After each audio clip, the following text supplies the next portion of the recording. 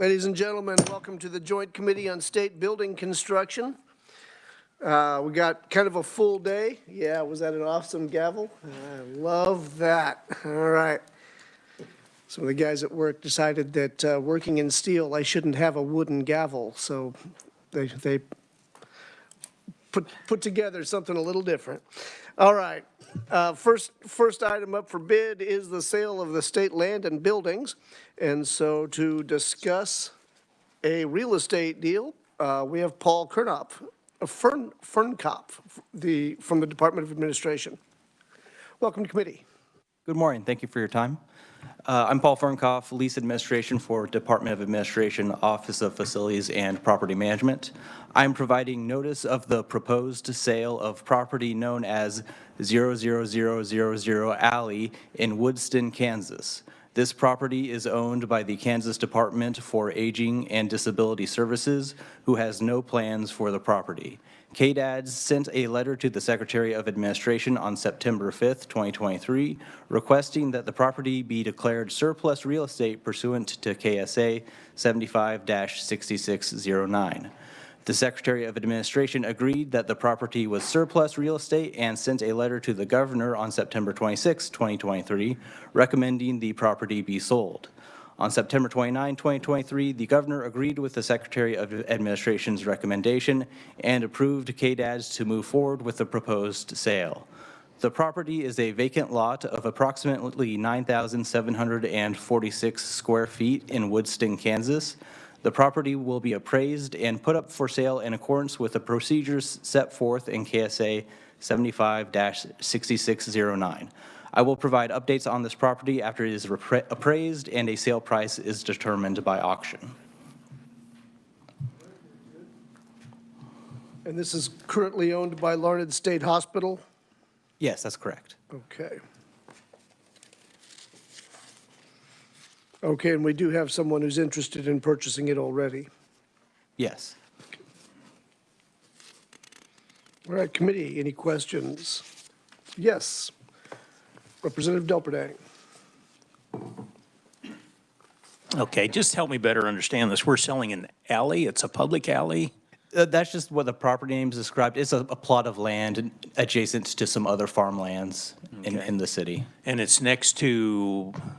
It's just next to some private property on either side. It's next to what? It's owned by Larned, but it's not next to Larned, as I understand. By the city of Larned? Or by Larned? Larned Hospital. Larned Or Hospital. correct, was it? Larned State Hospital, yeah. Yeah, Okay. It's not adjacent or connected to the actual property of the buildings that Larned sit on. It's just a piece of property that they own in the city limits of Woodston, Kansas that they don't have a need for. So when you say Larned Hospital, is that part of Larned Correctional Facility Hospital? I don't believe so. I'm just trying to figure out where this is at. So are we selling property that's right to adjacent to a correctional facility so people can do whatever they want with the correctional facility? I don't know where this is at. So. It is not adjacent to any of the other facilities. There's no adjacent state-owned property next to it. This is an isolated plot of land in the middle of Woodston, Kansas, and there's private property on all sides of it. There's no adjacent state property at all. So it's like a field or something? Yeah, it's just a small, unused, vacant lot. All right, thank you. Yep, 9,000 square feet or 10,000. Now, actually, that does kind of beg the question, how did this thing get on the public land rolls anyway? I'm not sure about this specific property. Okay, all righty. Further questions? Seeing none? All right, very good. You had a few more for us, I think? Yes, I do. Thank you, sir. I'm providing notice of the proposed sale of property known as 417 Southwest Jackson in Topeka, Kansas.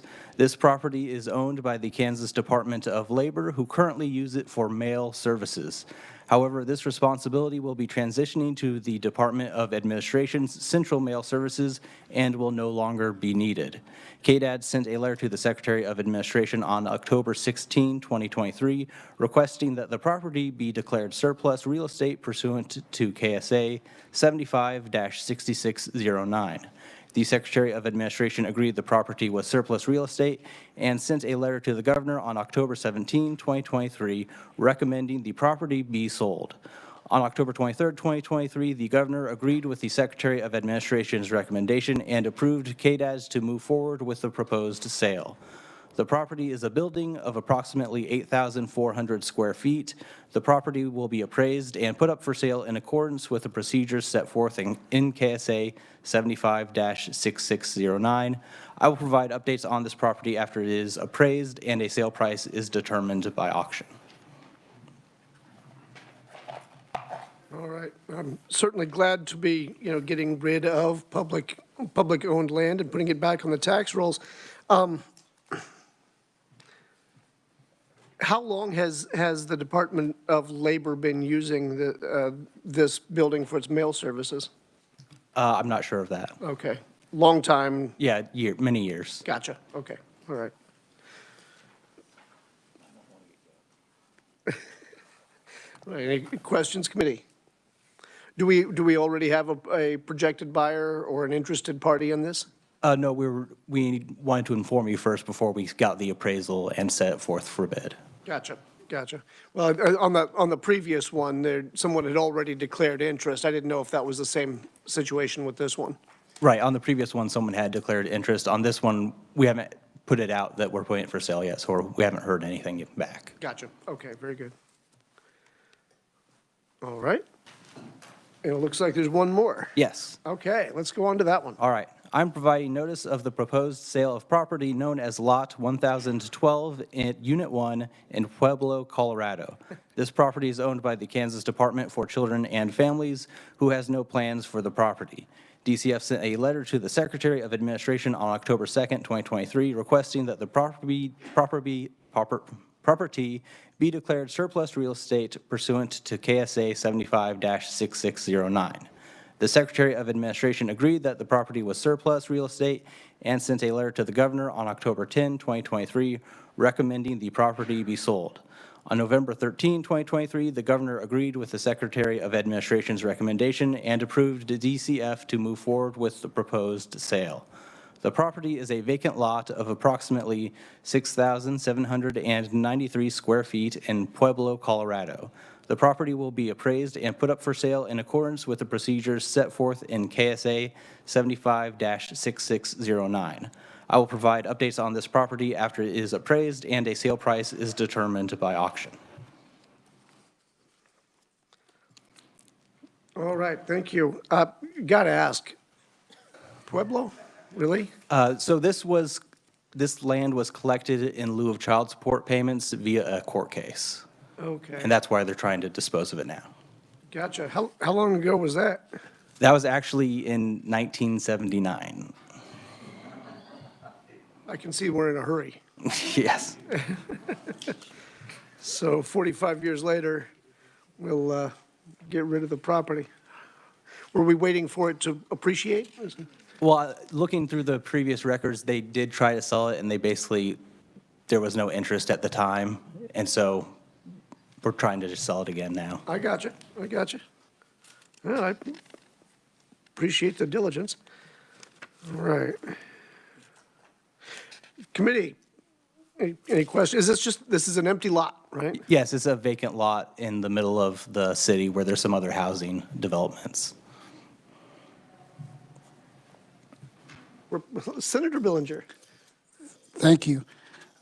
Good morning. Thanks for being here. So it's valued at $2,000. Is that on like the property tax value? Is that where you're getting that? Yes, that's just from what we've gotten from them. So we can assume that it's probably not going to be worth a lot of money. Probably not, but it will be independently appraised before being put up for auction. Thank you. Now, and actually, that brings up a good question. Maybe just for the good of me, maybe everyone else already knows this, I don't know. What is the procedure for that? Well, okay, we get it appraised, and then we go to auction. How is that advertised? Who attends those auctions?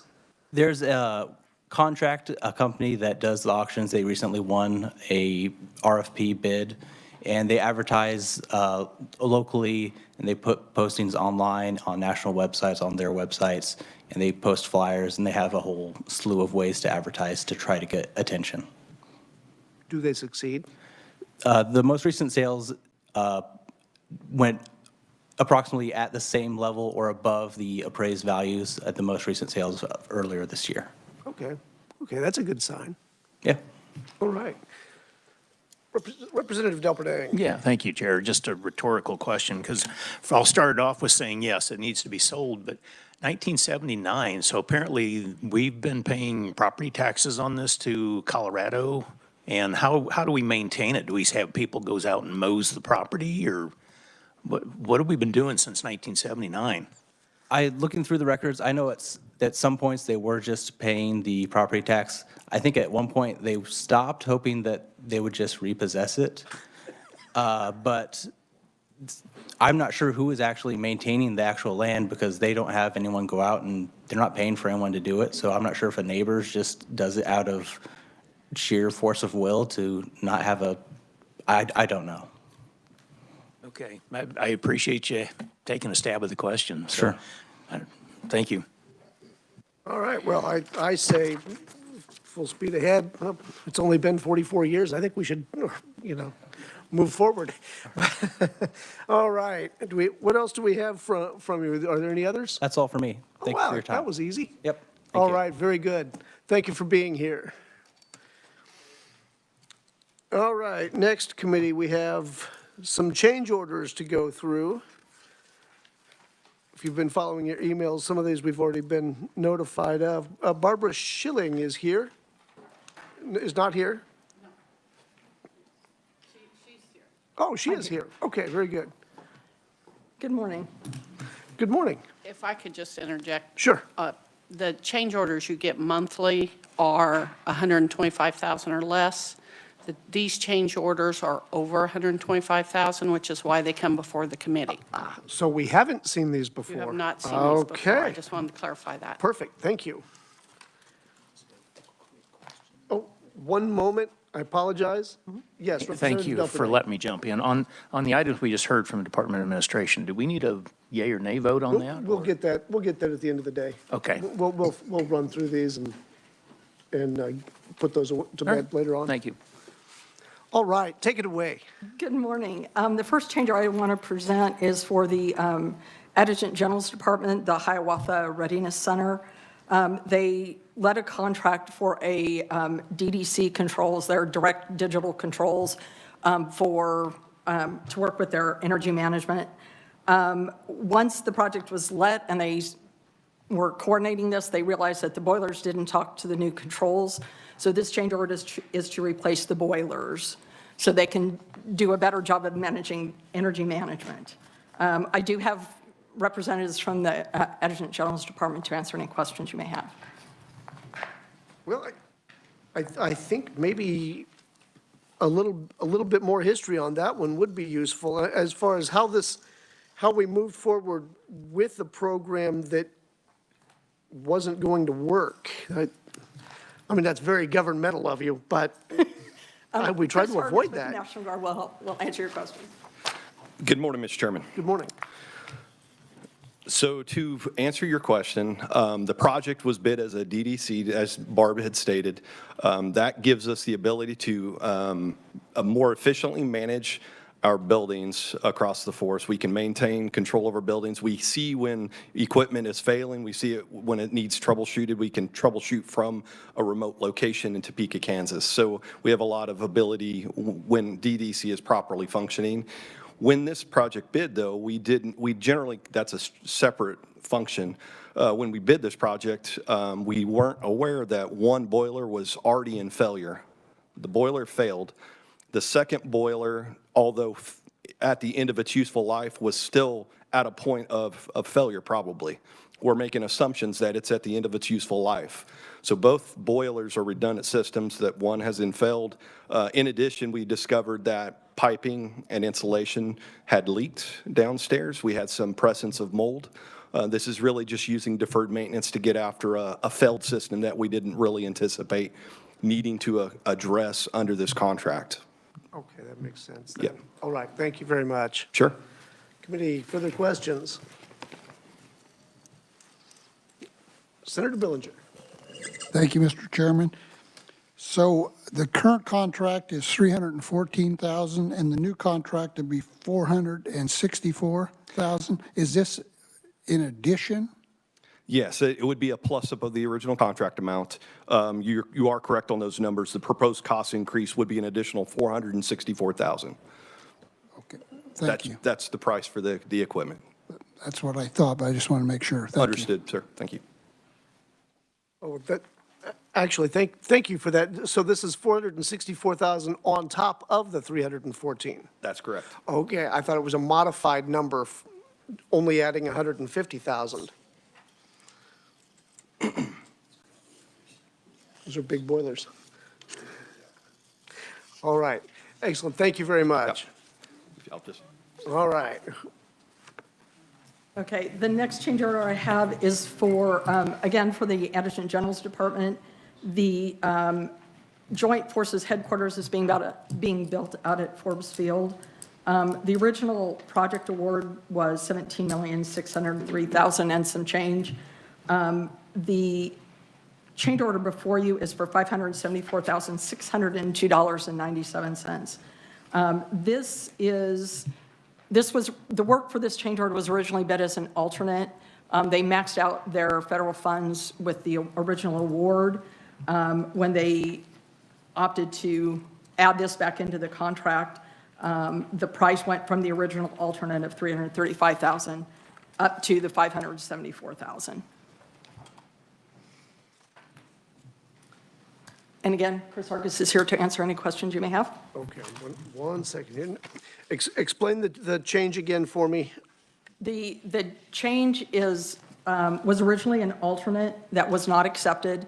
They opted to add it into the contract after the work was being processed, and it is for $574,602. Okay. And what exactly is the change? What are we doing? It's for a build-out of some offices. Chris, do you have a more thorough description? Sure. So we are building a new building on Forbes Field, approximately 57,000 square feet. The second floor of Area B is what we call it on our plans. Area B is another 7,000 square feet, let's say. Right now, it would be a shell of a space. We are asking now, because we are at a point of comfort within the contract, that we could bring that back in now, award the fit out, so building out offices to make it more complete and usable, although it would be complete and usable if we weren't able to proceed with that for some strange reason. We do have a split between federal and state that would fund that particular increase in of the contract amount. All right, so this was, when we originally designed it, we designed, and what was going to be just an empty building, empty shell that we could then build out at some point. As an ad alternate, it's a NGB requirement that we have X number of, a percentage of alternates that we can guarantee a contract be awarded at the time we're requesting those federal funds coming to come to Kansas. So we are obligated to have X number of alternates for that purpose. That was a sizable alternate. We chose not to, once again, to the point that we got out of the ground with construction. We wanted to make sure we didn't have any unforeseen situations. Once we got out of the ground, we certainly became more comfortable with the idea of bringing that back into this contract. Okay, Yeah. all right, that makes sense. All right, Representative Delperding. And I don't know if I assume this is the building that we went and toured last summer? It is. Okay. Yes, sir. And how much was verbally said as far as the change order? Did I hear 534? 574, 602.97. Okay, that's the number I'm seeing. I thought I heard 534, and I just wanted to confirm. Okay. So again, it sounds like it's just to complete the building. I mean, what we approved is the basic shell. Is that what I'm hearing? And now we're. That's correct. It would be an open floor plan, so cubicle space for offices in lieu of offices was the base bid. The alternate would really bring in those finished offices that you would anticipate seeing in most buildings. All right, thank you. Yes. All right, Senator Billinger. Thank you, Mr. Chairman. What's the split, you said, with the feds? So there is a federal share. The majority of the money that came to Kansas was 100% federally funded. There is a split at times when we are up against a cap. In this case, this contract is up against the federal congressional cap that was appropriated by Congress. So what that means, anything above the X number of dollars that we've already received would then have to be supplemented by state funds. So that's what we would intend to do. We would utilize our own existing state lease funds, non-appropriated funds for Kansas, to help supplement this change order and bring that back in. So basically, we're at the cap, so the We are, sir. 574,000 is coming from the state side. No, sir. So the split would be, it would be an additional 205,000. 821.36 is what we would need to supplement this change order with. And we would use state lease funds. Okay, so the split's like 60/40. It is a unique split, yes, sir. Thank you. Yes. Senator Francisco. Thank you, Mr. Chair.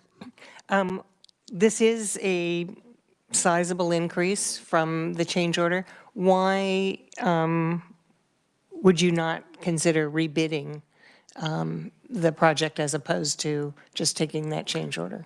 So we have entertained the idea of possibly taking that as a standalone separate project in a couple of years.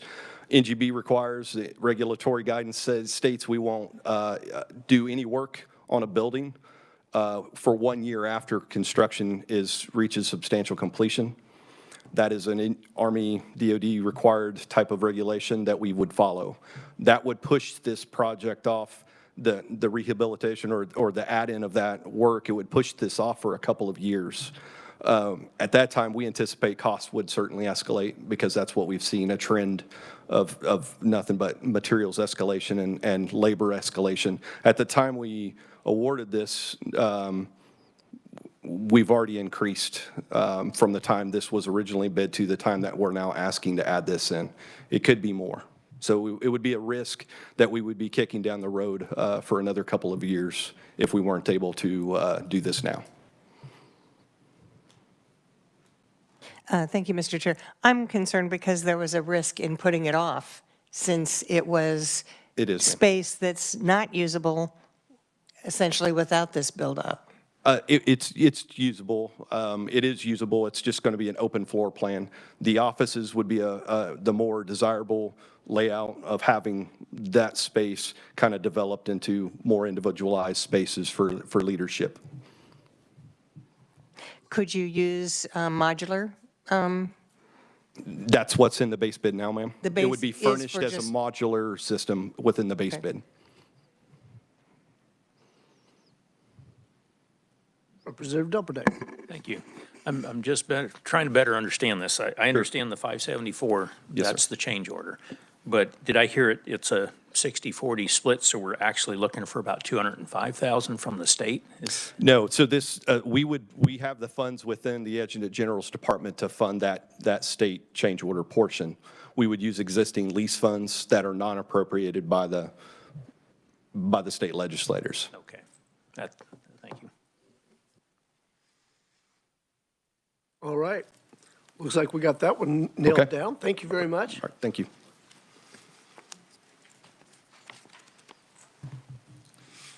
The final change order I have for you today is for the Kansas Department of Corrections at the Topeka Correctional Facility. They are doing water line replacement. The change order would be for $194,780, or $980, excuse me.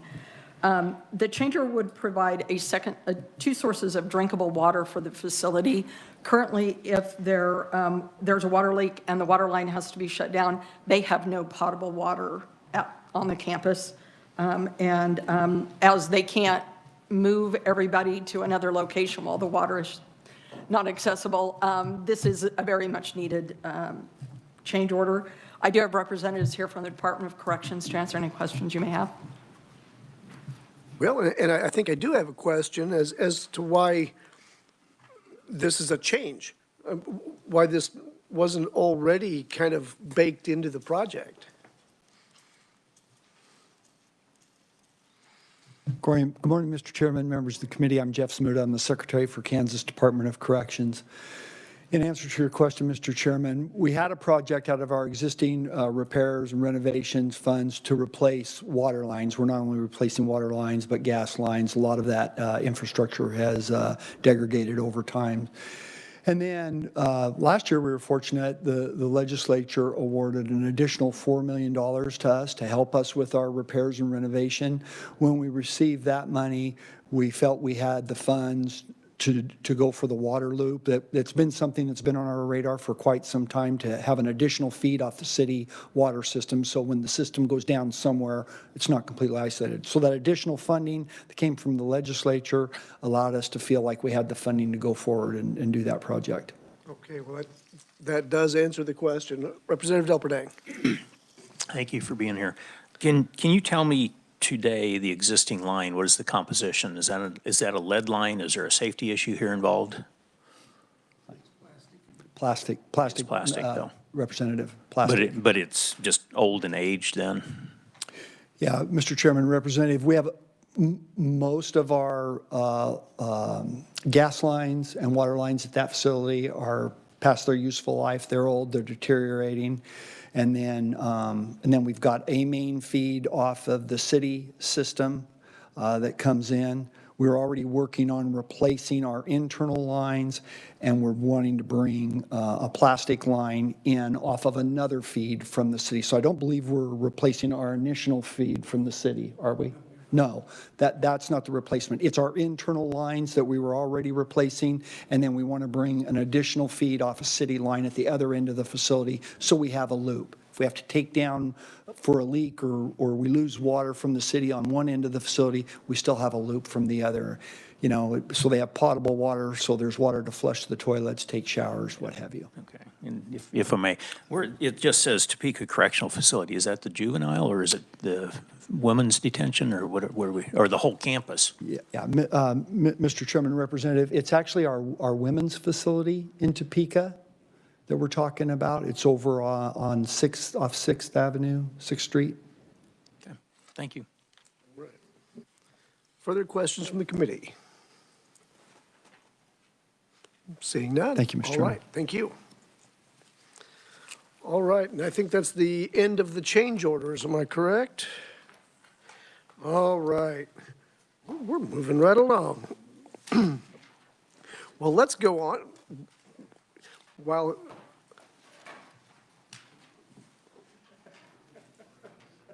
what? They didn't want to stick around for the 5-year plans? Come on. Oh, wow. All right. Well, we'll continue this party without them. We don't need them here. All right. We'll start off with the Department of Corrections. Jeff, since you were just at the podium, come on back and let's go over the 5-year plan. Thank you, Mr. Chairman, members of the committee. You should have two packets of materials. One should be a copy of our proposed 5-year plan, and one should be just a handout. It's got the pathways to success on the front of it.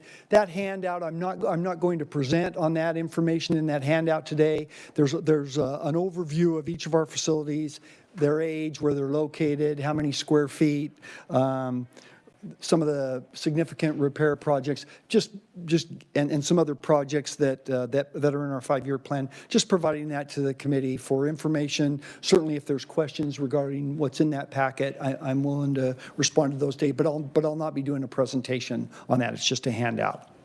You also have our 5-year capital improvements plan, and I'll with the chair's okay, I'll walk through that fairly quickly if I can. Certainly stand for questions along the way or at the end. We have a number of requests for fiscal year 2025. I think we have a supplemental request for 24 and then some requests for 2026. And I'll try to go through these fairly quickly. If you can go to the handout, and I know there's a couple of introductory pages, but if you go to page 1, It's numbered in the lower right-hand corner, and the project title is Rehabilitation, Remodeling, Renovation, and Repair of Correctional Institutions, if you can find that. So this is our repair and renovation fund. Correctional Industries Building Fund was established in the late 1990s. We receive a little bit less than $5 million from the gaming revenue. We've received that since then. That amount has not increased since about 99, 2000, somewhere in there. And if you look at the pages directly behind page 1, they're associated with page 1, there's a executive summary from a consultant, Carter Global Lee, who we commissioned with to come in and do an assessment of our facilities, their condition, kind of put some numbers to what the costs might be for renovation, repairs, and potential replacement. So when you, and I'm not going to go through that executive summary unless we need to later, but when you look at the costs that Carter Global Lee came up with, and when you look at the buying power from 2000, just under $5 million, doesn't have the same buying power today. So our first request is for additional funds in out years to that correctional institutions building fund to help us get caught back up, if you will, on renovation and repairs, kind of solidify our infrastructure in our facilities. That cost for FY 2024, and I believe this is with that additional $4 million that we received, we were at about $9 million. For 25, we're asking for that amount to be $10,583,000. Again, those costs are indexed to inflation from back in the 99 or 2000 year, and just a way to kind of tie it to something.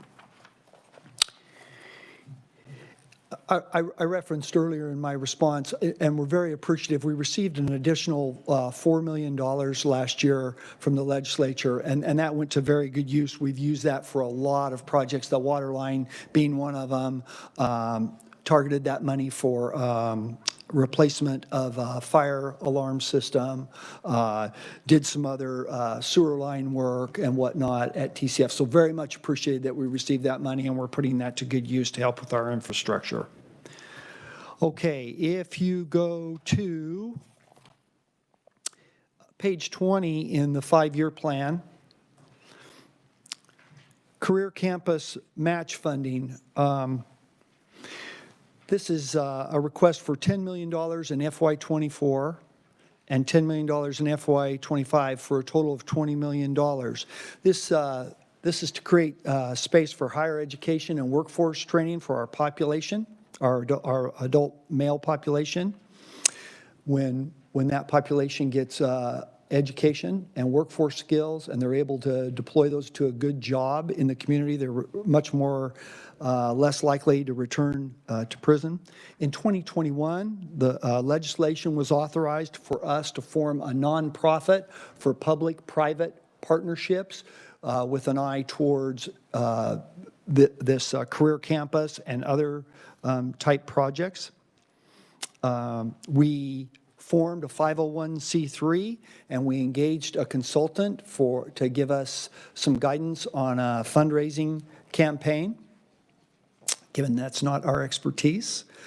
That consultant reached out to potential donors, foundations, other entities, and there is interest in partnering with us and providing funding for the Career Campus project, but those donors have indicated they'd like to see the state have some skin in the game and some funding. The overall estimated cost of the project is $40 million. Again, we're asking for 10 in FY24 and another 10 in FY25 is what it would be. On page 22, demolition of the old Max unit at the Lansing Correctional Facility. That's about $10.95 million. We vacated the old facility at Lansing in 2020 when the newly constructed Max unit came online. We've removed all the useful equipment. The facility is dormant today.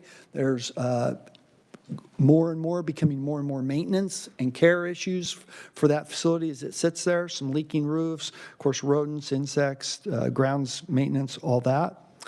This proposal includes not only demolition of most of that facility, but it would include construction of a new warehouse, which is still tied to the old facility and part of an exterior wall. We've also had discussions with some local leaders. We have a couple of legislators who are involved with some local leaders in the community and different entities, historical entities, about the potential of a museum or a historical use for the site. So we're engaged in conversations with them.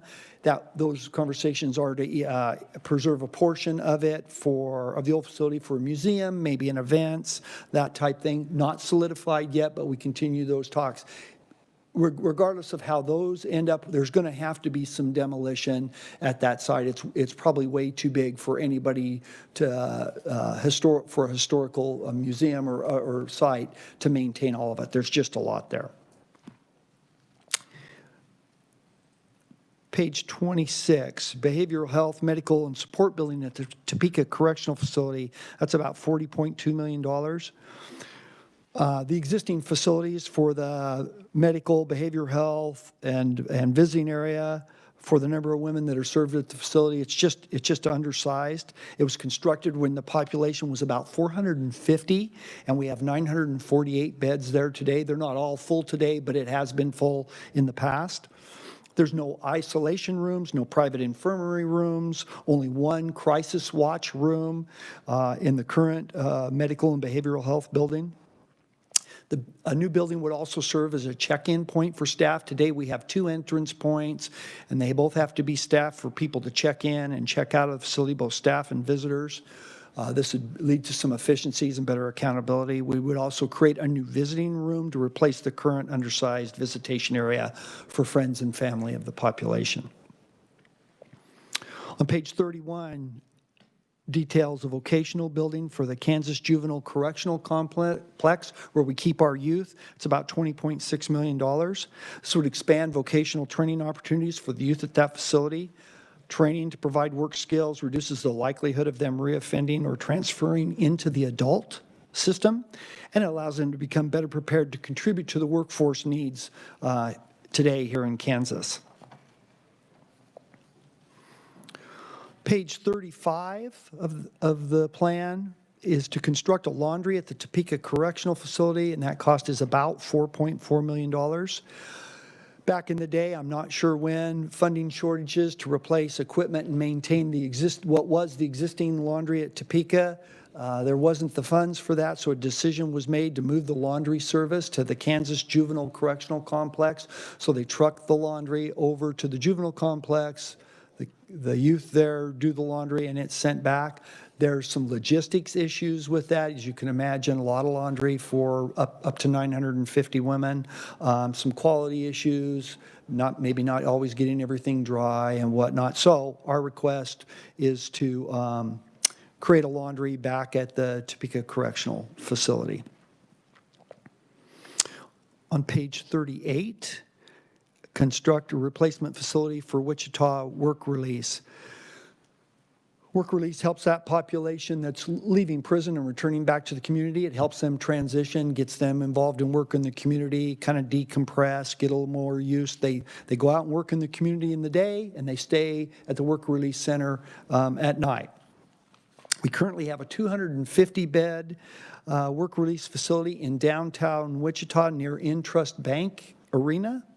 The city of Wichita has an emphasis on renovating the area around that facility, and they've engaged us in some conversations about the potential of us relocating. If we relocated to Wichita work release, we would keep it in the Wichita area. There's a need for that there. The cost of that project is just under $52 million. On page 40, statewide staff development center, that would be on the grounds of the Kansas Juvenile Correctional Complex here in Topeka. The proposal, that's about $13.1 million. This is an FY26. We would renovate the old school that is located on the grounds of the juvenile facility, establish a central location for training and development of staff. Today it's done at each different facility. This allows for the right learning environment and consistency in the delivery of our initial training and our in-service training for our staff. On page 44 of the handout, construct a work release unit at the Topeka Correctional Facility. That'd be $52.6 million roughly. Again, work release allows that population to better transition from prison to the community, become contributors to the workforce needs of business today in Kansas, and provide equal access to our female population that housed at the facility. We do some limited work release out of the facility today, but it's very limited, and it creates some contraband problems in that they come back into a secure facility. We propose building on our grounds a work release facility for minimum custody outside the central compound. And then finally, the last item in fiscal year 2026 would be on page 47, construct a work release unit for Douglas County. That'd be estimating that cost at $61.7 million. Again, allow for, this would be for men, allow for a better transition from prison to community. We're looking to provide regional work release opportunity. Again, today it's almost solely for men in Wichita. We're going to expand that a little bit to Northeast Kansas when we open the treatment unit and work unit at Lansing here in February. But another regional opportunity to better align people having a work opportunity out in the community, be out in the community closer to where they're going to release from. So in theory, they could keep that job and have that continuity, job that they have while they're in their incarceration with us, and keep that job when they release back into the community. That's a brief overview of our requests for FY 25 and 26, Mr. Chairman. Excellent. Thank you, Secretary. All right. I do have a couple of questions, and one or two might have popped up amongst the committee. We'll get to those here in a second. First off, on this, on S10, you were talking about a contraband issue. Could you, I didn't follow that one very clearly. If you could restate it like I was five. You know, let's see how that goes. I apologize, Mr. Chairman. Thank you for the question. When our population, we have contraband in our facilities. Contraband could be illicit drugs, could be alcohol, could be tobacco's contraband in our facilities, could be weapons, all that's contraband. When we have, from a secure facility, when we have people go out into the community and work and then come back in the secure facility, it increases the risk that there will be an introduction of contraband. It can happen at a minimum custody facility where they're in and out all the time too, but it poses a greater threat at those higher custody levels because those higher custody, there's more propensity for violence, just for behaviors that we wouldn't want. So when we have the women at Topeka going in and out of the secure facility, the chance of contraband goes up, undesirable contraband and undesirable behaviors, creating a work release unit where they don't come in and out of the central unit. They're in their own unit outside the fences. You could still have a contraband issue in that facility, but it wouldn't pose the same risk that it would at a higher custody, more secure facility. Okay. Does that make sense? I think so. It just seems to me, I'm not sure if the contraband issue would arise in either location, why one is favored over the other. Yeah. That's the part that I'm having trouble with. Yeah, Mr. Chairman, it's also a bit of the living environment.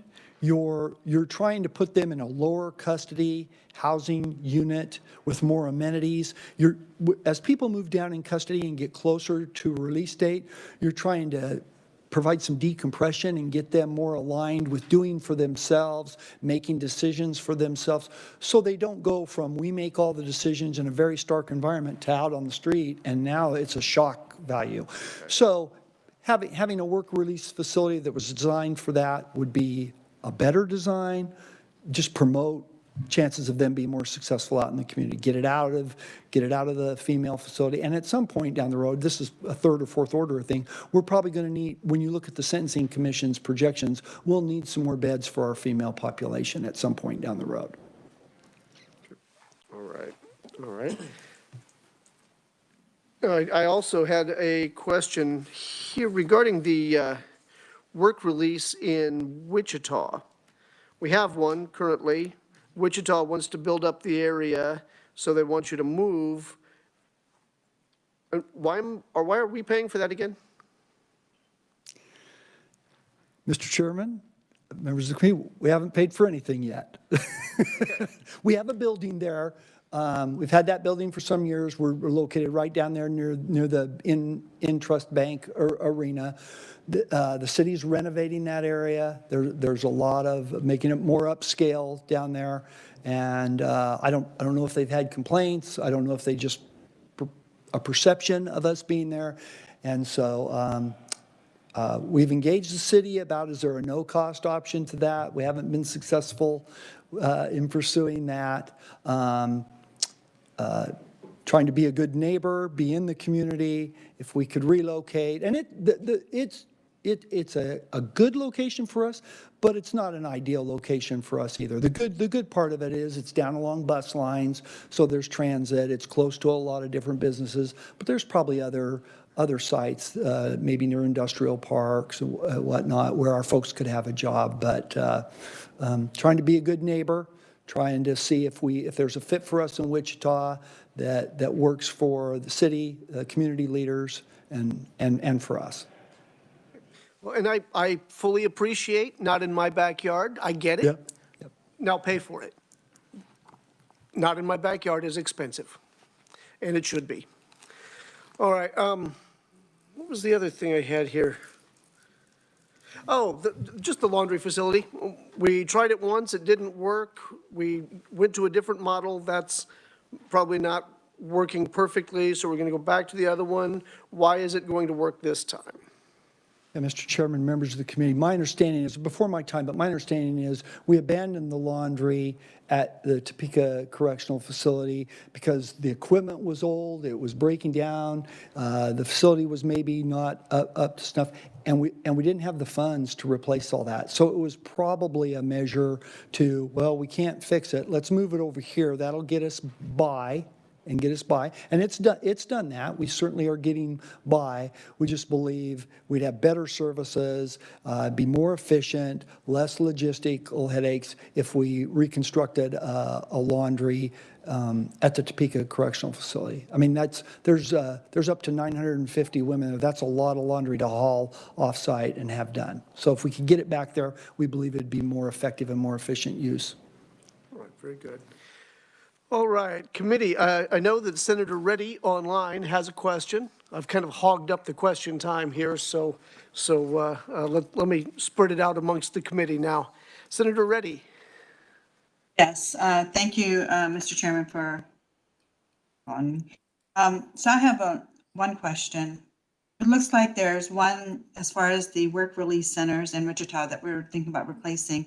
And am I to understand we're thinking about building 2 more in 2 different areas? My second question to that is the operational cost. What does that look like and who pays for it in this whole process? Yeah, Mr. Chairman, Senator, great question. Yes, there are 2 work release requests in our 5-year plan. One is for the women at the Topeka Correctional Facility that we've talked about a little bit, and then another is presumably, it may not end up there, in Douglas County in that region. The intent, and that one would be for our male population in southeast Kansas, if you will. Trying to do these work release centers on a regional basis, so when someone gets a job out in the community, hopefully we can place them in a community that they would normally be releasing to. They get that job, and it makes their transition from incarceration to the community better. Today, what we have to some degree with just our Wichita facility is if somebody's not from Wichita, maybe the home that they would release to, all their support is maybe in Lansing or Topeka, they'll get a job out in Wichita and do well, and they're doing well. But when they release, then they've got to quit that job and come and find another job in wherever they're releasing to. So this provides some continuity there. And just helps support them in that transition, which is when they're most vulnerable to reoffend and come back to us. The costs, we have not done a costing on the operational plan. I will tell you that I believe it's 25%, Keith, of the earnings. So for our residents that are work release centers,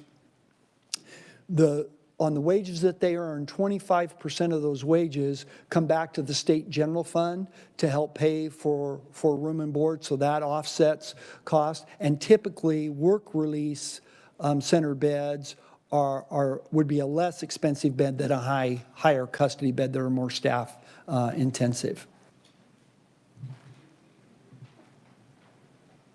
Did that answer your question, Senator Reddy?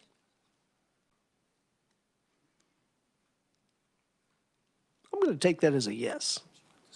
All right. Senator Billinger.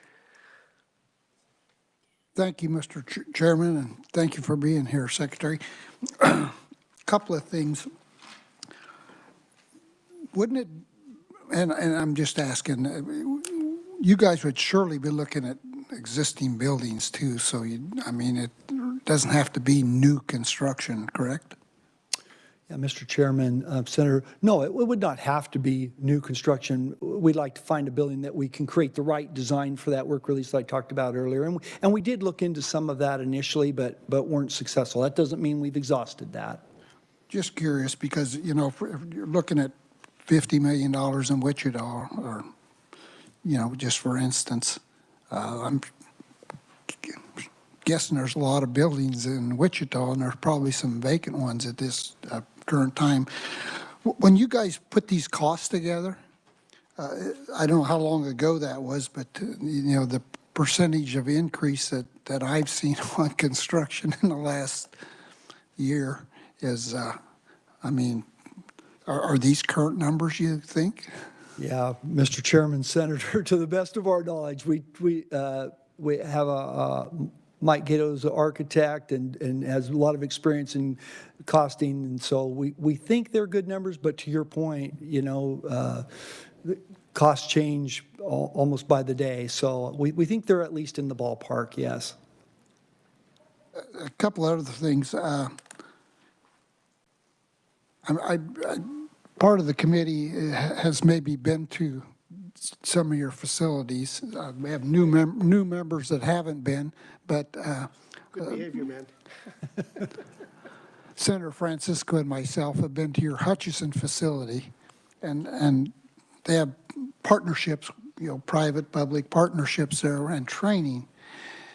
Can you tell these folks how many mower seats they make a year there at the facility in Hutchinson? Oh, yeah, Mr. Chairman, Senator, I think their objective this next 12 months is 500,000 lawnmower seats. I think they're the second or third largest for commercial mowers, largest manufacturer for lawnmower seats in the world, I believe. It's quite the process. This is at the Hutchinson Correctional Facility, and there was a couple of new buildings going up. Have you folks occupied them new buildings yet? Yeah, Mr. Chairman, Senator, we constructed a 35,000 square foot Kansas Correctional Industries, which is an arm of us that has those private industry partnerships and the traditional industries program. From the revenue that they've derived from those partnerships, we built a 35,000 square foot industries building there, and we have at least one partner in there today, and I think maybe another one on the line coming.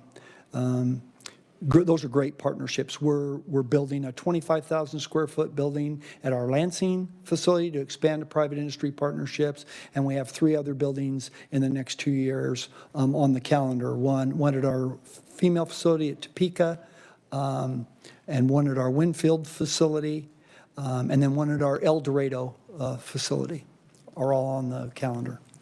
Well, thank you. I just was so impressed that these folks are getting training. They'll be able to work on an assembly line, whether it be, in the area or whatever, but the training that they're getting, I think we're setting them up for success.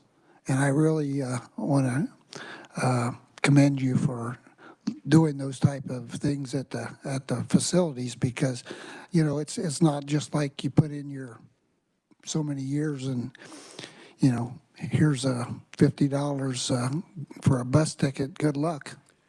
Yeah. These folks, they're making money, they're paying child support, they're paying their fines, and I think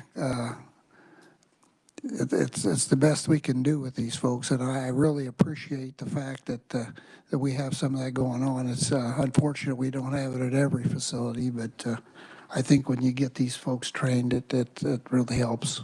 So, Yeah. thank you. Mr. Chairman, Senator, if I could just go, thank you for your comments. I would just say, between education and those workforce training opportunities, those are big stabilizing factors for a population. And pre-pandemic, we were releasing over 6,000 people annually.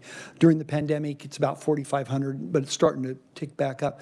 When we have 5,000, 6,000 people releasing, we can be a solution to some of the workforce needs of business here in Kansas. So we want to get people an education, get them a vocational certification, maybe an associate's degree, get them in a job, get them trained on how to work and get some skills, and then let them become part of the workforce solution here. So thank you for your comments. All right. Senator McGinn. Thank you, Mr. Chairman. I want to go back to that workforce release facility. I'm surprised we didn't put 16 years ago when we were building Interest Bank Arena to move it at that time, which I was involved in local government, and that would have been my preference. But I just wanted to say to the secretary that, if you're looking at relocation, I have no problem if you relocated in Johnson County. Maybe the higher paying jobs up there. So I don't know why we just continue to consider Wichita as a place to bring workforce release. So I think we should look for other large counties as well. Secretary, if you followed that, feel free to respond. I had trouble understanding what was being said there. Yeah. Mr. Chairman, Senator, I just was offering the fact that if we're going to look at relocation, I think we could look at Johnson County as well to have the work release facility look there. Okay. Sure. Okay. Thank you, Senator. All right. Representative Delperdang. Thank you, Mr. Chair. I've got a series of questions, and I promise I won't break up on this one. All right, fire away. Okay. First one, 5-year outlook. Where are you guys sitting today on your bed space? Where do you see it going 5 years? Are we having to build more based on that, or is it now stable? Is it declining? Where are we at? Yeah, Mr. Chairman, Representative, so pre-pandemic, we were at about 10,100 adults in the system. We dropped down to, during the pandemic, to a low of about 8,200, I believe, and that has steadily ticked up over the last several months to where we're just a little under 9,000. We've actually hit 9,000 a few weeks ago, but it's dropped a little bit below. It kind of fluctuates a little bit. So we're roughly 9,000 today, and it's growing fairly steadily. The Kansas Sentencing Commission meets every year and looks at a variety of factors and does some projecting. And they do project us to continue to see our population grow back to what it was. And I think the intersection is that they anticipate we would run out of beds by by FY 2030, I believe, is the projection. So we've got a little bit of time. We've got the 200 beds that were funded by the legislature for substance use programming at our Lansing facility that are going to come online for our male population in February.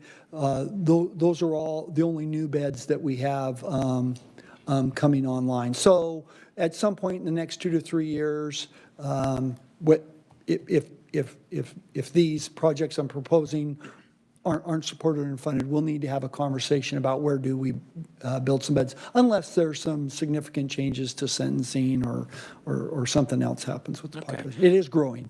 I'm jumping over to page 20 now. The department continues to build higher education, adult programming, et cetera, et cetera. I know you're asking for 20 million on that, but can you give us just a brief comments on the statistical effects of recidivism? Yeah. How much is programs like this actually saving taxpayers? So, Mr. Chairman, Representative, we know that when a returning citizen leaves us and they have the skills and they're able to obtain a job that pays a living wage out in the community, if they can get that job right away, they're 1/3 less likely to come back to prison.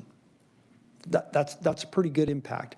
That's through education and job skills training, and it is by far our greatest emphasis with our population.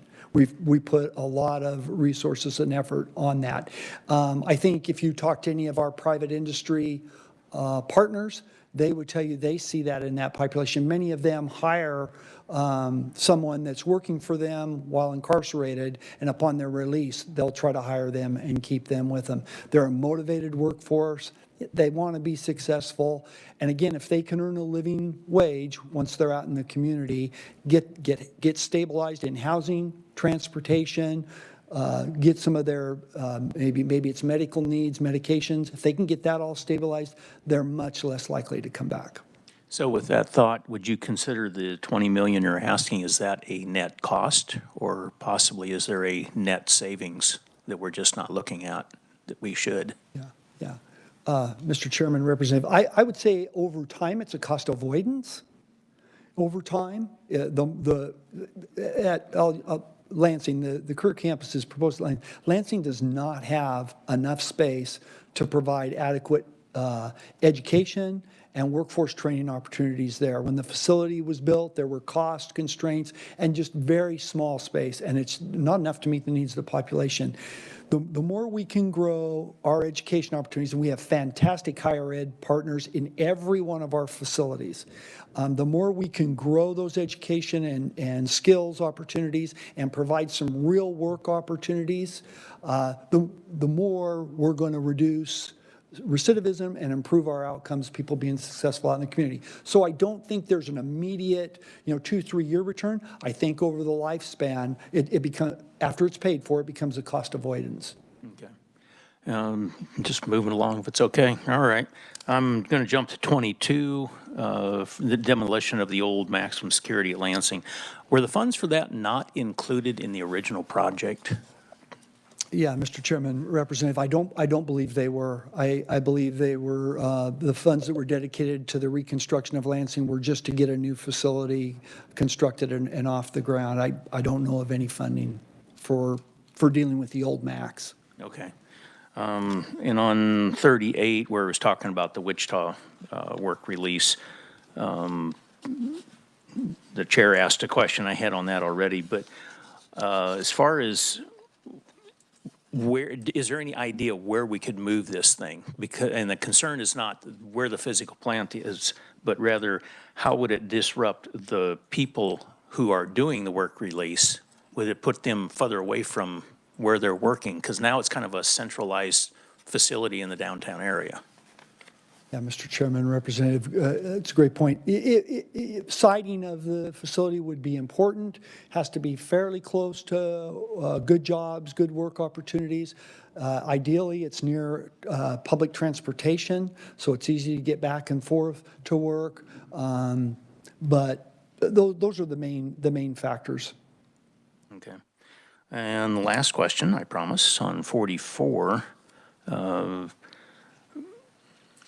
we were talking about the work release again, but how would it affect the release and the discharge if we put locations outside of Wichita? Because right now, am I wrong in saying if you are in Lansing and you can get transferred to the Wichita work release and you're out doing this work release and they finally release you, where do they release you to? What community?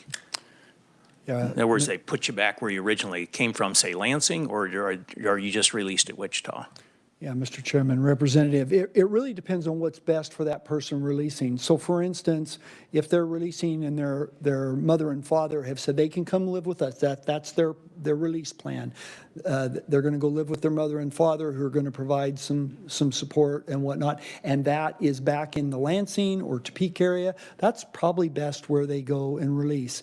If they're from that Wichita area or they're really don't have an anchor point somewhere, they may have a friend in the Wichita area, somebody, then maybe that's the best place for them to release. It's really where they have that support in the community.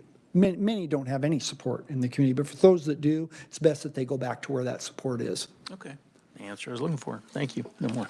All right. Representative Anderson. Thank you, Mr. Chairman. Thank you for your testimony today, Secretary. So this may be more of a comment than a question because it's been touched on quite a bit, but I've had the opportunity to tour Hutchinson and El Dorado and the career campuses that you guys have. So at Lansing, do we already have a business partnership and we're adding educational, or are we attempting to add everything? Yeah, Mr. Chairman, Representative, we have some business partnerships, private industry partners. Most of those are outside the fences. The greater number of residents that are out working are outside the fences, so they come out of our minimum custody unit there. We do have some inside the higher custody facility. We have 3 different partners there. The number of residents that are engaged in the opportunities inside the fences is much less because there's just not a lot of space in there.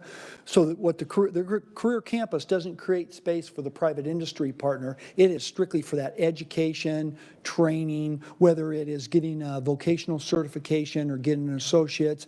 And then we're building that other 25, Kansas Correctional Industries today is building a 25,000 square foot building, and that'll house 1 or more private industry partners. So we're looking to increase our capacity to do both education and training and real work opportunities in both. Well, thank you. And yeah, like it's been said by the senator and talked about today, but just touring, I've seen the positive impact on that, and it's phenomenal. So if we can expand that, that'd be great. Thank you. All right, Senator Reddy. I have a list. Yes, thank you, Mr. Chairman. Sorry I lost connection earlier, but one of my questions is, I toured our own Riley County Jail here in Manhattan, Kansas. And during our discussion, what I heard them also say is over 50% of our inmates haven't even had a trial or haven't even been convicted of anything. Only 6 months, but close to a year or even longer. So when you're talking about beds and you said close to 9,000 were occupied currently. Are all of these convicted? Are all of them convicted of something? Have they already had a trial? Because my concern is a speedy trial, or are we just keeping people there? And is there something more we can do in legislation as far as getting them in front of a judge and hearing one way or the other, so we're not just holding them for years or longer than they need to be? Mr. Chairman, Senator, all of the people that are housed in our facilities have gone through a trial or gone through their cases have been adjudicated, and they have been sentenced to the custody of Kansas Department of Corrections. So they are serving a sentence. And you're right in what's happening in your county. Typically, county jails hold people until they have an opportunity to go to trial or plead or whatnot. But everyone that's in our custody has been sentenced sentenced by the courts.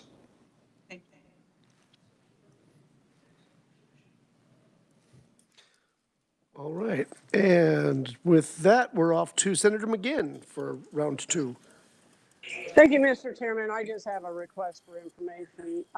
Could the secretary on the work release program show a chart of those individuals that are actually from Wichita that are released and stay, and also those individuals who are not from Wichita that are released and stay in Wichita?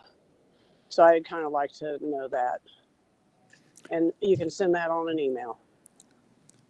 All right. Mr. Chairman, Senator, we'll do that. We'll go back and research that and provide some information. Okay, thank you. All right, and that brings us to Senator Francisco.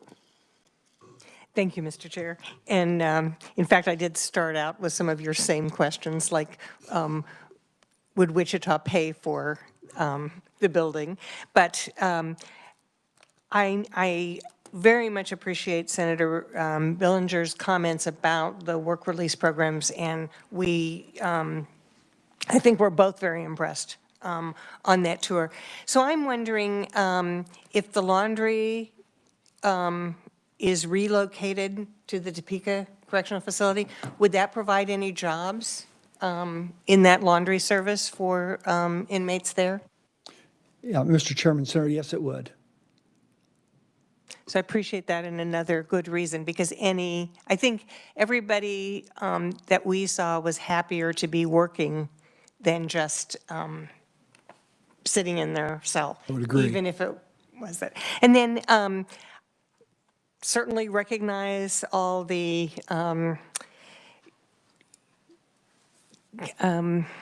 difficulties with managing the Hutchinson Correctional Facility. If we look at this estimate for replacement, how would that affect the number of inmates in that location? Are you planning for any, I mean, I know all the cells need to be increased in size, but are you also planning for that facility to help out with any more needed bed space? Yeah, Mr. Chairman, Senator, great question. I think if the population continues to go as projected and we don't have other opportunities for expansion of beds, that there may be some room to expand the numbers at Hutchinson. So assuming there's funding and we go to a design, then what we could do is have a specific number of beds and housing units and maybe have an added alternate for maybe an additional unit should we need it. Thank you, Mr. Chair. And then I know that the funds that were allocated for Lansing put some restrictions on the ability to provide space that's needed there, and also perhaps some limitations, for having meetings within the cell blocks. Do we have a good list of what we want to avoid if we redo a project and build a new facility? Yeah. Mr. Chairman, Senator, yeah, I believe we do. And if we're going to build a reconstruct like Hutchinson Correctional Facility, we would engage with partners that have some experience in design of correctional facilities and bring some of our internal expertise to bear. You almost can't have enough of that good space for programming, for education, for treatment, and meetings. And then finally, I really do appreciate you're looking at a private-public partnership, and I think that career campus, if there is match funding, would be good for those people who are matching if we had state money, but it would also be good for the state to get a $40 million facility for $20 million. Thank you. Thank you. All right, committee, any further questions for Secretary Zamuda?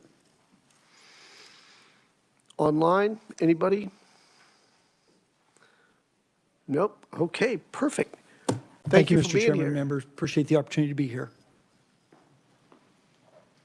All right, committee, let's just keep this ball rolling. We're going to go on to the State Board of Regents, and Chad Bristow has stuff to say. Stuff. Good morning, Chair Sutton, Vice Chair McGinn, and members of the committee. Thank you for the opportunity to present the Kansas Board of Regents and the State University's capital improvement requests and 5-year plans for fiscal year 2025. You should have a binder with tabs, and you should have a packet of 11 by 17 handouts that show a list of projects. Exactly, okay. The universities execute a significant number of projects each year, and they fund those capital projects with a variety of funding sources. The list of projects included in this 5-year plan represents projects that the universities have prioritized and have funding for, as well as projects that they'll be ready to prioritize should funding become available. So it's a long list of projects.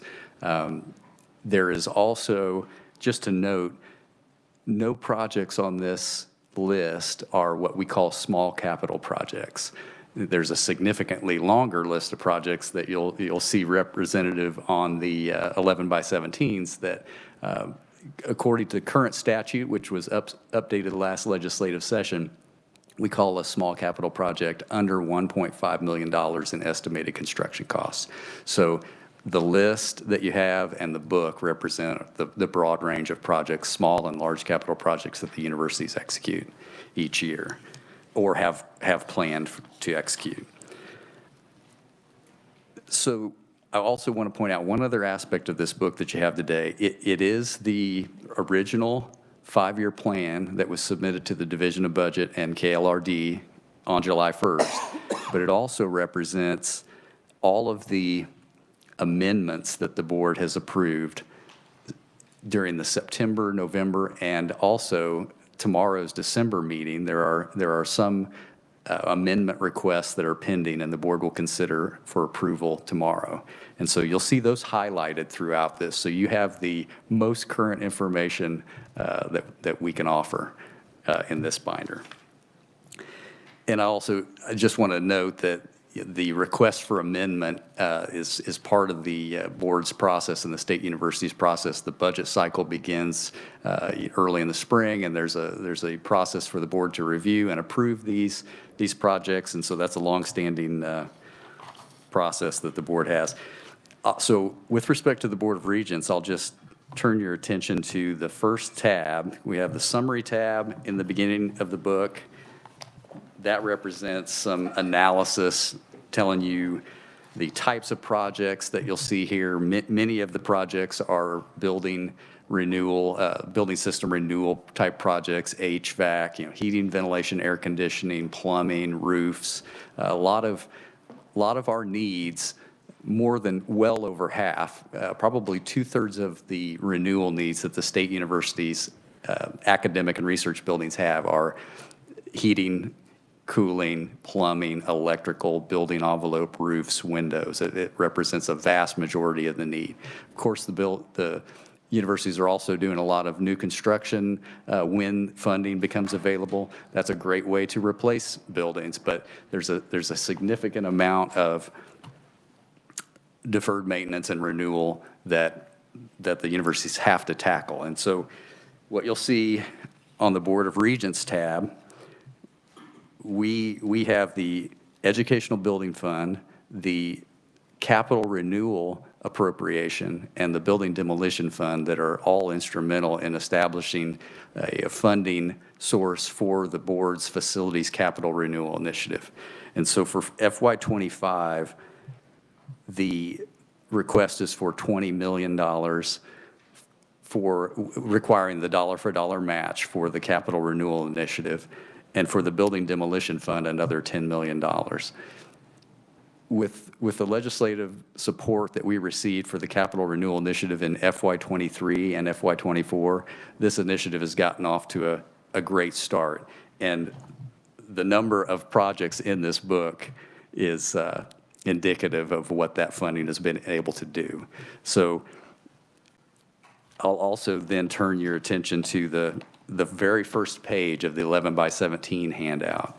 And you can see an overview of what the Board of Regents Facilities Capital Renewal Initiative is based on, the policy framework to create a maintenance assessment.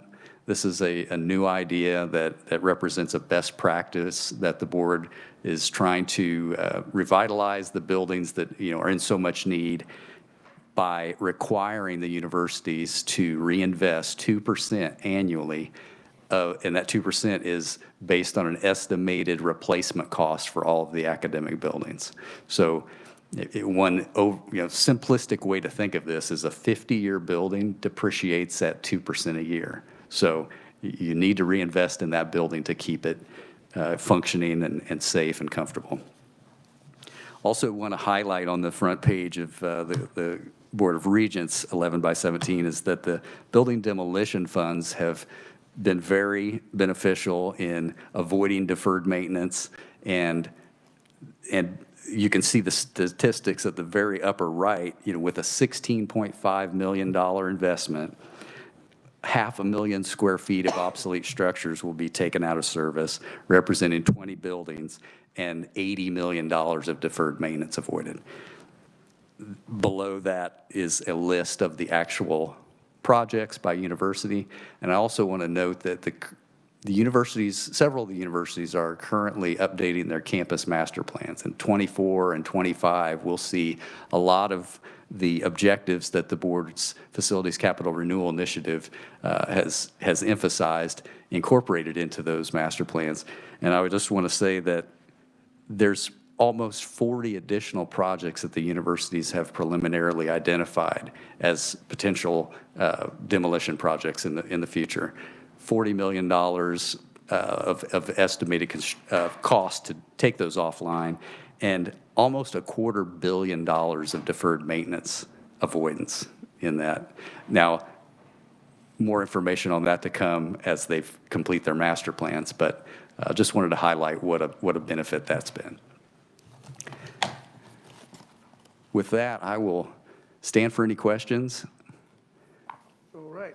Committee, do we have any questions so far? I think, and maybe I misunderstood what you were saying, but it seems to me, though, that when we look at deferred maintenance cost avoidance through demolition, we would also have to then calculate new construction, or else we lose functionality, and it's not apples to apples at that point. Am I following correctly? Mr. Chair, that is true. And if I'm understanding what you're saying, not every building that's taken down necessarily needs to be replaced. I will say that a big part of the board's initiative is to utilize data to inform planning. And so we have a building inventory and a space inventory. Think of it as building by building and room by room. And so the universities have the ability to, and increasingly utilize the tools that the board is working with the universities and consultants on to understand what types of rooms are needed, what types of rooms are the academic departments making do with, what type of rooms do they aspire to need, what's state of the art. The universities have to be competitive, and so technology and the types of spaces that you teach in, these things are always changing. So if I'm understanding your question right, the universities have to determine whether or not they need the space. Do they need to replace the space? Can they divest of it? Do they need to build a new building to achieve their goals? As I've heard, in the previous presentation, renovation's expensive, and there's reasons to renovate buildings. The campuses are special places. There's a lot of historic context there. There's some buildings need to be renovated. Some buildings can be divested of. They've served their purpose. Maybe they're not suitable to the institution's mission moving forward, and a new constructed building would better suit those needs. So these are things that the universities are constantly wrestling with and prioritizing. And so the lists of projects represented in these plans, I think, if you really drill down into the description, I think you'll see some of the points that you're thinking about there. All right, excellent. I plan on it. All right. Also have a question from the ether. Senator Reddy. Yes, thank you, Mr. Chairman. Thank you for the presentation. So the Education Building Fund, I believe that's completely from state property taxes. And in some of the plans I was reviewing, there was an indication about a certain amount being allotted to certain projects. Could you tell me, I'm sure that's going to be a big discussion item in the upcoming session as far as the Building Education Fund. Could you tell me how much the universities get from that fund and the impact it would have as far as deferred maintenance or any other costs related to the universities? And a follow-up question to that is, even if we approve all of these projects suggested, recommended plans, it is still dependent very much on appropriations and budgeting item. So I just want to know the value of the Education Building Fund and the impact. Yeah, Chair Sutton and Senator Reddy. The page 2 of the KBOR 11 by 17 handout, I think, is illustrative of the point that you're making in the question you're asking. The Educational Building Fund, so for FY23, the allocations total $41 million for the universities, FY24, $50 million, and for the board will hear a request tomorrow to allocate more than $60 million. You can see here, though, that when you stack the funding sources together, this represents where the board wants to head to a best practice for academic and research funded academic and research buildings. So we call those mission critical buildings. So you can see the proportion of the Educational Building Fund in these stacks. Ultimately, as we talked about earlier, we want to get to the 2% annual reinvestment. It's significant, and Senator Reddy can't underestimate or underemphasize how difficult that would be if we don't have that Educational Building Fund. But what you can see here is we do know how much is needed annually, and we know that a best practice approach shows exactly how much we need. We're tracking this information, and in terms of our database for facilities, we know what we need, and so it's just a critical piece of the funding stack there. Thank you. I appreciate the response. Excellent. All right, Senator Billinger.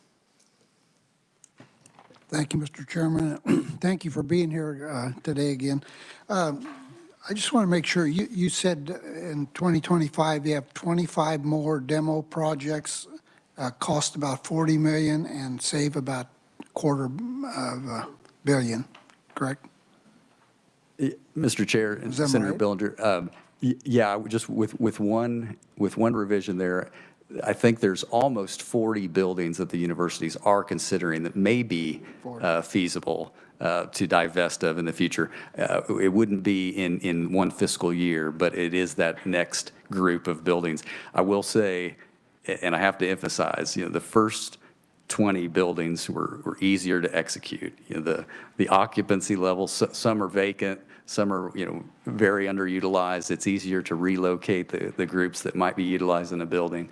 As you dig into it and start making keener planning choices, it is requiring maybe other remodel, other renovation of spaces, consolidation of those occupants of the buildings, adds cost and adds planning time. So it gets a little more sophisticated in terms of project development to realize those. But yes, there's a significant group there. And another question, I guess, we were at $1.2 billion in deferred maintenance. In the last 3 years, we've put additional funds in, plus we've done the demolition funds. Any number now? Or? Yeah, I'm going to say unfortunately, but the numbers are climbing. We saw 7.6 construction inflation factor added to our RS means construction cost data that our database references, and what you'll see is a $1.3 billion estimated deferred maintenance, so that's up. And that, to your point, there has been a lot of investment with the funding that's been available in the last 2 years. And I think I understand anecdotally that that is making a difference on the campuses. I mean, I've heard that, several of the campuses talk about work orders are down, or complaints, about, emergent issues are being reduced. So I think there is a palpable sense of the benefit of this investment. But given the scale of the backlog and the many, many decades that's taken, this funding is going to help slow down the acceleration of that accruing deferred maintenance, and it's going to take a little while to start to see the down and to the right graph. That's why I asked, so we continue to go up, not down. Correct. Thank you. Right. Senator Francisco. Thank you, Mr. Chair, and I appreciate this. I've been asked by neighbors just to see if there are any requirements for parking that either the state or the Board of Regents has as facilities are developed. And I thought this might be easier for you than to put it on a particular university. Yeah, Mr. Chair and Senator Francisco, the board has no policy with respect to parking requirements, but best practices planning is definitely a part of what the board is trying to establish in terms of guidelines. So would defer that to the universities and their neighbors and stakeholders to determine that. Thank you. The question was really, is there a requirement? And I had thought there was none, but I said I would ask. Thank you. All right, committee, any further questions?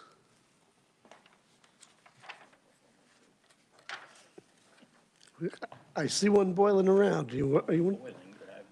Okay, all right. Seeing none. All right, thank you for being here. Thank you. And I think we'll now dive into each university separately. So let's get started, because it's basketball season with the University of Kansas. We have Mark Riskey. Reisky, sir. Reisky, okay, very good. Welcome to committee. And we do play football as well. I've It's one of heard those little rumors. known things, but we do play football as well. Good afternoon, or good morning. I guess when I originally wrote this, we had an afternoon time. Committee members, my name is Mark Reisky. I'm a university architect at the University of Kansas. And the university would like to express their thanks for the continued support of EBF, the additional deferred maintenance monies, which have made a tremendous amount of difference with our capabilities of doing maintenance projects in our mission-critical buildings across campus. You obviously have a list of all those projects. I could go into many of them, but I'm fearful that would take far too long and probably not be exactly rewarding. We are doing some significant work right now to finalize our 2024 master plan. It'll be done sometime in the spring and be presented to KBOR then. It's a master plan that will create a sustainable campus that will allow us to be able to go well into future generations, which is the whole extent. And it's a right-sizing master plan to right-size campus. It's a master plan that'll speak to, utilization of facilities that we have and, some significant new facilities to replace end-of-life facilities. So that'll be coming out in the spring. It, not coincidentally, aligns with Jayhawks Rising, so the chancellor's and provost's vision for the university. So it aligns with student success initiatives, as well as the remaining initiatives of Jayhawks Rising. So that's happening right now. Like I said, in the spring, that'll come out. And the master plan will have a couple significant elements. It'll have a tool set that evaluates every one of our buildings. It has a tool set that looks at every one of our classrooms and the condition of them so we can compare them to each other for space utilization, for quality, for all the necessary items we need to evaluate campus, and so our leaders can make informed decisions moving forward. So that's a huge initiative that's happening. Right now, we've talked to over 5,000 people, had 120 leadership type meetings, had, town halls, had any number of surveys. We sent surveys, students, faculty, staff, and have survey results back. So all that's been compiled in. That same master plan will use VFA, which I'm sure you've heard KBOR talk about, which is the building assessment platform that KBOR and the universities use. It'll use our work management system, Maximo's data. It uses our HR data. It uses our tradespeople, actually their information from field. So a lot of information going in to that tool set, and then it'll have a dashboard that actually works off that tool set. So very soon, hopefully by summer of '24, that'll be fully approved by KBOR, and we'll be well on our way with that.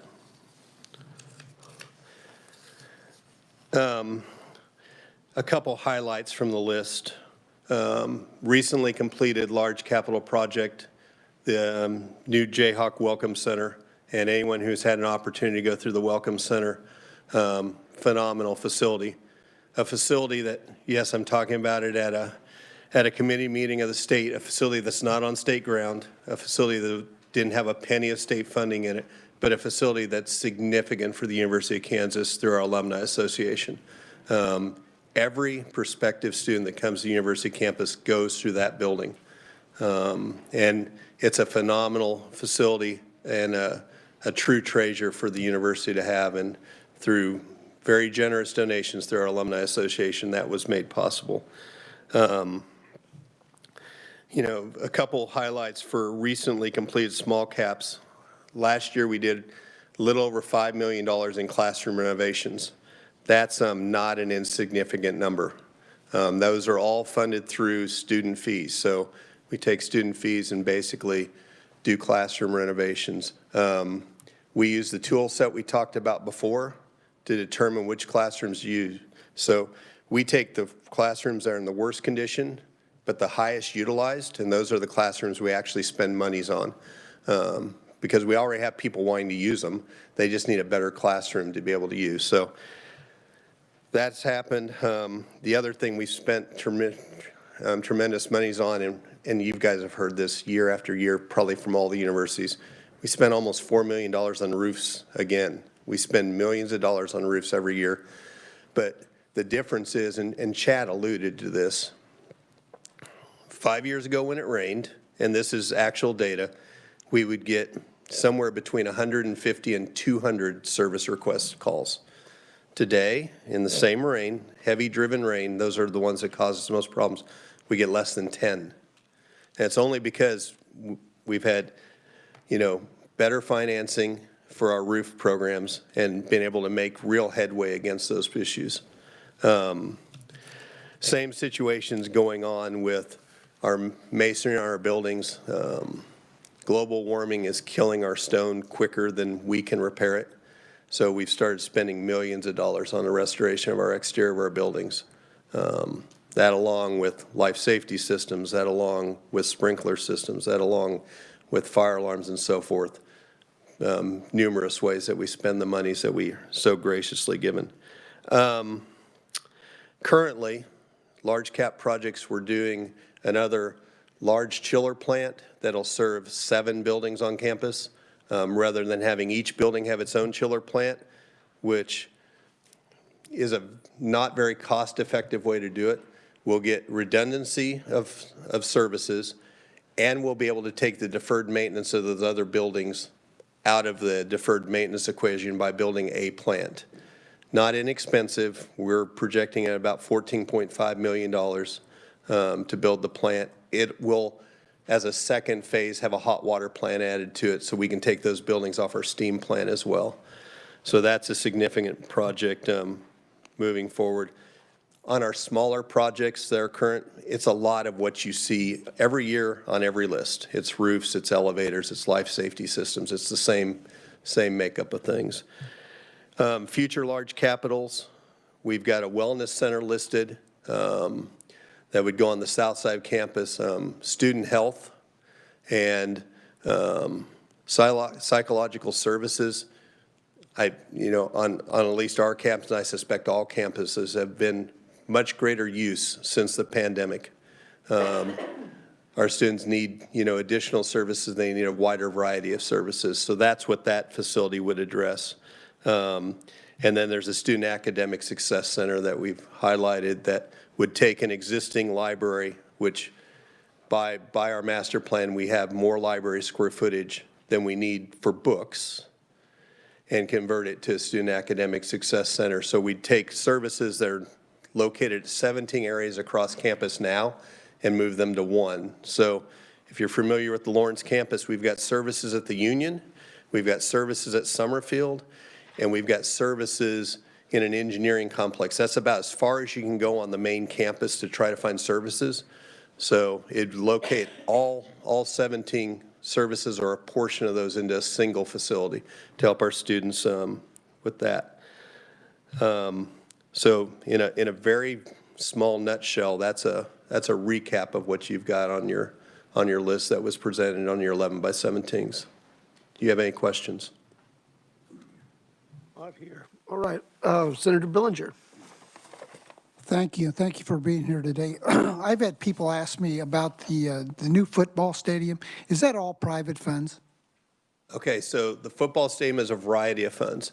There is $85 million in ARPA funds. They're being spent on economic development portions of the stadium. A conference center is the easiest way to say that. So the $85 million is divided into a $35 million initial, which was spent on enabling work, where we moved a telecom data center to a new location because it was currently in the stadium portion that would be torn down. And we rerouted electrical and other infrastructure around the area of the new site. The $50 million was specifically for economic development, and it will be spent on the conference center. The conference center's about an 80,000 square foot conference center. That includes all of its back of house facilities, its kitchen, the large ballroom, breakout rooms, and so forth, but about 80,000 total square feet of what we'd consider a conference center. The rest is either gift and or a bridge from the Endowment Association to cover gifts, because gifts don't all come in at one time. If you get a $50 million gift, it's not like you get a check in the mail for $50 million. So we've got the bridge from endowment and then gift commitments. Thank you. All right, committee, further questions? Senator Francisco. Thank you, Mr. Chair. I guess I can call you Mark. You may. I think it was some years ago that we worked together on crumbling classrooms. And I'm a bit sorry to hear that it's the student fee monies, but can you describe some of what improvements you're making at this point to these classrooms? Sure. So when we do classrooms, we do them holistically now. So it's all new lighting, it's all new AV, it's typically new furniture for more collaborative learning experiences. It's new finishes throughout. It's also the resizing of classrooms. So if you can imagine, and if you've been into a game in Allen Fieldhouse, you get a 17-inch seat. Since we started with basketball, we'll kind of roll there. 17-inch seat. You look at me, 17 inches isn't going to work. It just doesn't work. So in our classrooms, we had classrooms that literally had so many seats in them. We were at 14 square feet per student, including their chair. That doesn't work either. So we'll renovate a classroom, we'll reset the classroom size, and right now we're using 25 square feet per student on a typical classroom size, 30 if we've got tables and chairs. Yes, it decreases our occupancy of our classrooms, but it makes for a better learning environment. So that's all figured into it also. And then typically we do a variety of auditoriums and flat floor classrooms, some jury-based classrooms, and so forth. So, but all on a need base. The reality is when the master plan comes out, you're going to see some numbers of more classrooms than we need that are pretty significant. So we're going to be at a point here very soon where we'll be taking care of less classrooms which makes our dollar go much further. I think what's alarming is AV system for a typical classroom's about $40,000 today. For the mixers, for all the projectors, for everything it takes to receive and send in those classrooms, we're about $40K a classroom.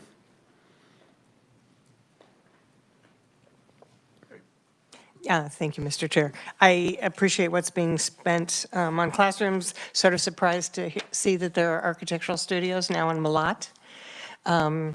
And share some concerns about the emphasis of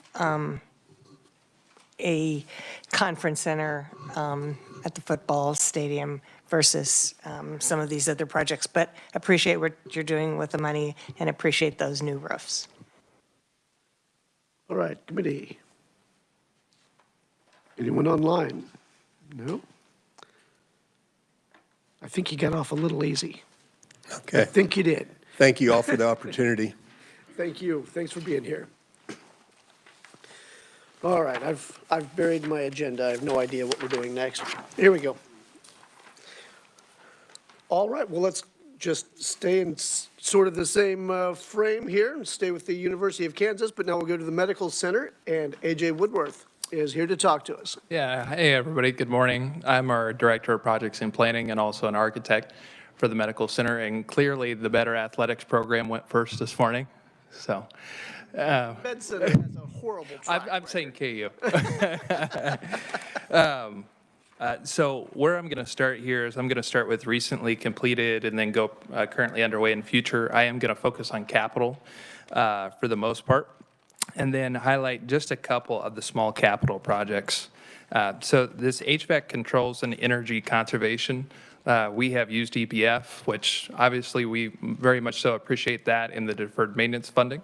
But the push of this is to actually monitor the temperature in our spaces and then actually ramp up and ramp down the air handlers in our buildings so that way we're using energy properly and we're not just constantly demanding on the systems. I actually do have some data on this. This is campus-wide, this upgrade that we did, but it saves us $1.5 million annually in electric fees. And then small capital projects, this is the reason why I want to highlight this. You were asking Chad Bristow at the beginning of this presentation about building demolition. And one project we just completed was the Taylor building demolition. And Senator Francisco may remember this building on campus. But this was a building built back in like the 50s, I want to say. It was an old dorm building, and then it got converted to office space, and it's just been decaying over time past useful life. And we were able, with this building demolitions fund, to actually raise this building. It's currently just a grass lot. But what I want to highlight is the savings that we have annually and then in the projected future. It's $4.2 million we would have spent on this building in the next 5 to 10 years just to keep it running. It wasn't state-of-the-art condition. So, and this is from this VFA platform that we've been able to utilize this data. Projects currently underway. So the Wichita Biomedical Campus, this is a partnership with Wichita State and Wichita Tech. We are currently in the design phase right now. It's actually schematic design. And then we're also doing construction manager at risk delivery method. So what that means is we have the contractor on early, advising us and making smart decisions when it comes to cost impacts and scheduling impacts for this project. We are currently slated to start this project in May of 2024 with a completion looking right now in the fall of 2026. Presently, it's October. So the majority of this is grant funded on the KU Medical Center side, and this project cost is just the medical center expense. Wichita State's going to have their side of the expense on their cost sheet. Parking lot garage improvements sound like what they are. So it'd be the topping slab and then structural repairs. And then another large capital project that was spent with deferred maintenance was boiler replacements. So these boilers actually supplied to the majority of our campus all steam, so heating of our buildings. And then the curtain wall, which is the glass, was basically falling down to the point where we needed to replace it. So helped out with life safety, pedestrian safety, as well as critical infrastructure to the majority of our buildings on campus. And then a lot of what's planned here in the future for deferred maintenance is floor-by-floor MEP renovations. So that would be DELP F, then energy conservation. With doing all of this, we're looking across our buildings and doing window replacements. And then elevator renewals would be bringing them up the current life safety and code standard.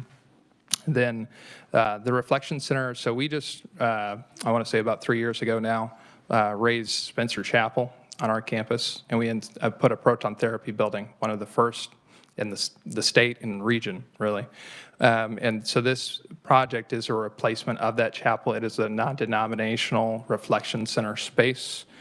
And then Kermeyer HVAC, that building has struggled over the past 10 years, HVAC, so we are completely replacing that, doing brand new cooling and heating for that building. And future projects, I will say this Cancer Center Research Building is more of a current project, I would say. So we are working with the design team to negotiate fees. So we've been through programming. We are also advertising presently for construction manager at risk, so we will be selecting a contractor.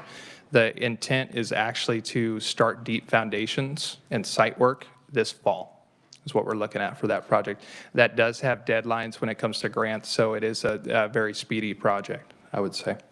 The Brain Health Building, this is our other leading research on campus, so neurology.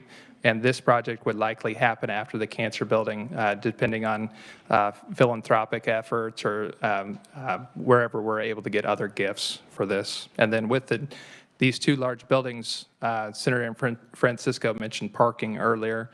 We recognize the need for parking on campus with these two new facilities, so we are planning a future parking garage right now. And then Chad Bristow mentioned earlier about, okay, now we have more buildings that we need to demolish this or major master plan. So this is a complete update of this whole entire building. That is key to our education group.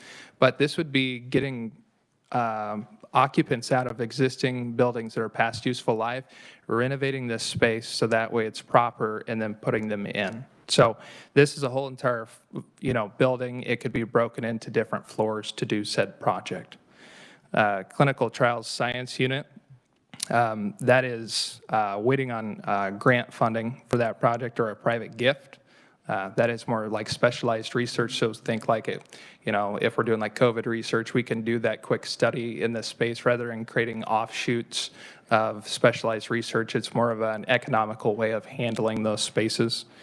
And then the Wesco B and C MEP renovation, that's a floor-by-floor renovation of the mechanical, electrical, plumbing systems. And then biospecimen repository, why this is on the list is with the Cancer Research Building and Brain Health. We recognize the need for storage of blood samples, tissue samples, and this would be a central repository because currently, space utilization-wise, we have it all across campus, so it'd be centralizing it into one core. And then these next two, Wesco B and Sedler, are again MEP renovations, electrical upgrade for the Energy Center, and then another MEP and Sedler window replacement. So with that, I will open up to questions. And then I will say the master plan is color-coded from these colors on this sheet as well that correlate with the buildings these projects are happening in. It's good to know that they're color-coded. Senator Billinger. Thank you for being here. You said you're the architect. Mm-hmm. Will you guys do your own architectural, or will the School of Architecture help with the architecture part of this new building? For the cancer building? Yes. Yeah, we are hiring a design team for that, and then it will be managed inside the projects and planning group, which is my group on campus. So you will do some of the work? Yes. Great. Yeah. Thank you. Yeah. All right, committee, any further questions? Senator Francisco. Thank you, Mr. Chair. Not a question, but I will share that students from the School of Architecture at KU did help with the transfer to AutoCAD drawings of all the buildings at the Med Center. So at least they got good training in AutoCAD sometime during the 70s and 80s. All right, committee. Anyone else? There's a lot here. I would have thought there'd be more questions. Apparently, they're taking it easy on you, too. All right, very good. All right, thank you for Yep. being here. All right, we're running a little bit ahead of schedule, committee. We were going to take lunch after the Med Center, but as I understand it, K-State is here. Is that right? Oh, very good. Let's just forge forward and see if we can't move the schedule a little bit here. Casey Lauer from K-State University, welcome to committee. Thank you.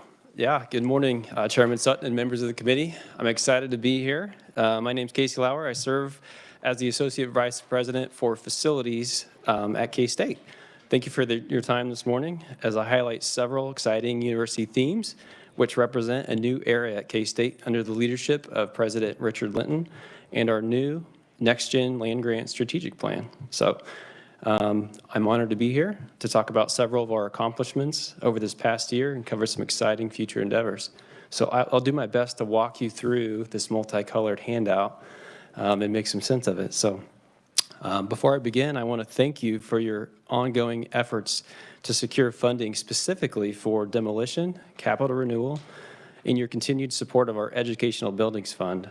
And I'll organize my overview on those three pivotal areas, as well as cover some strategic projects ahead. So first, demolition projects, which are highlighted in lavender on your handout, represent an elimination of over $45 million of our deferred maintenance backlog, which is nearly 10% and over 250,000 gross square feet.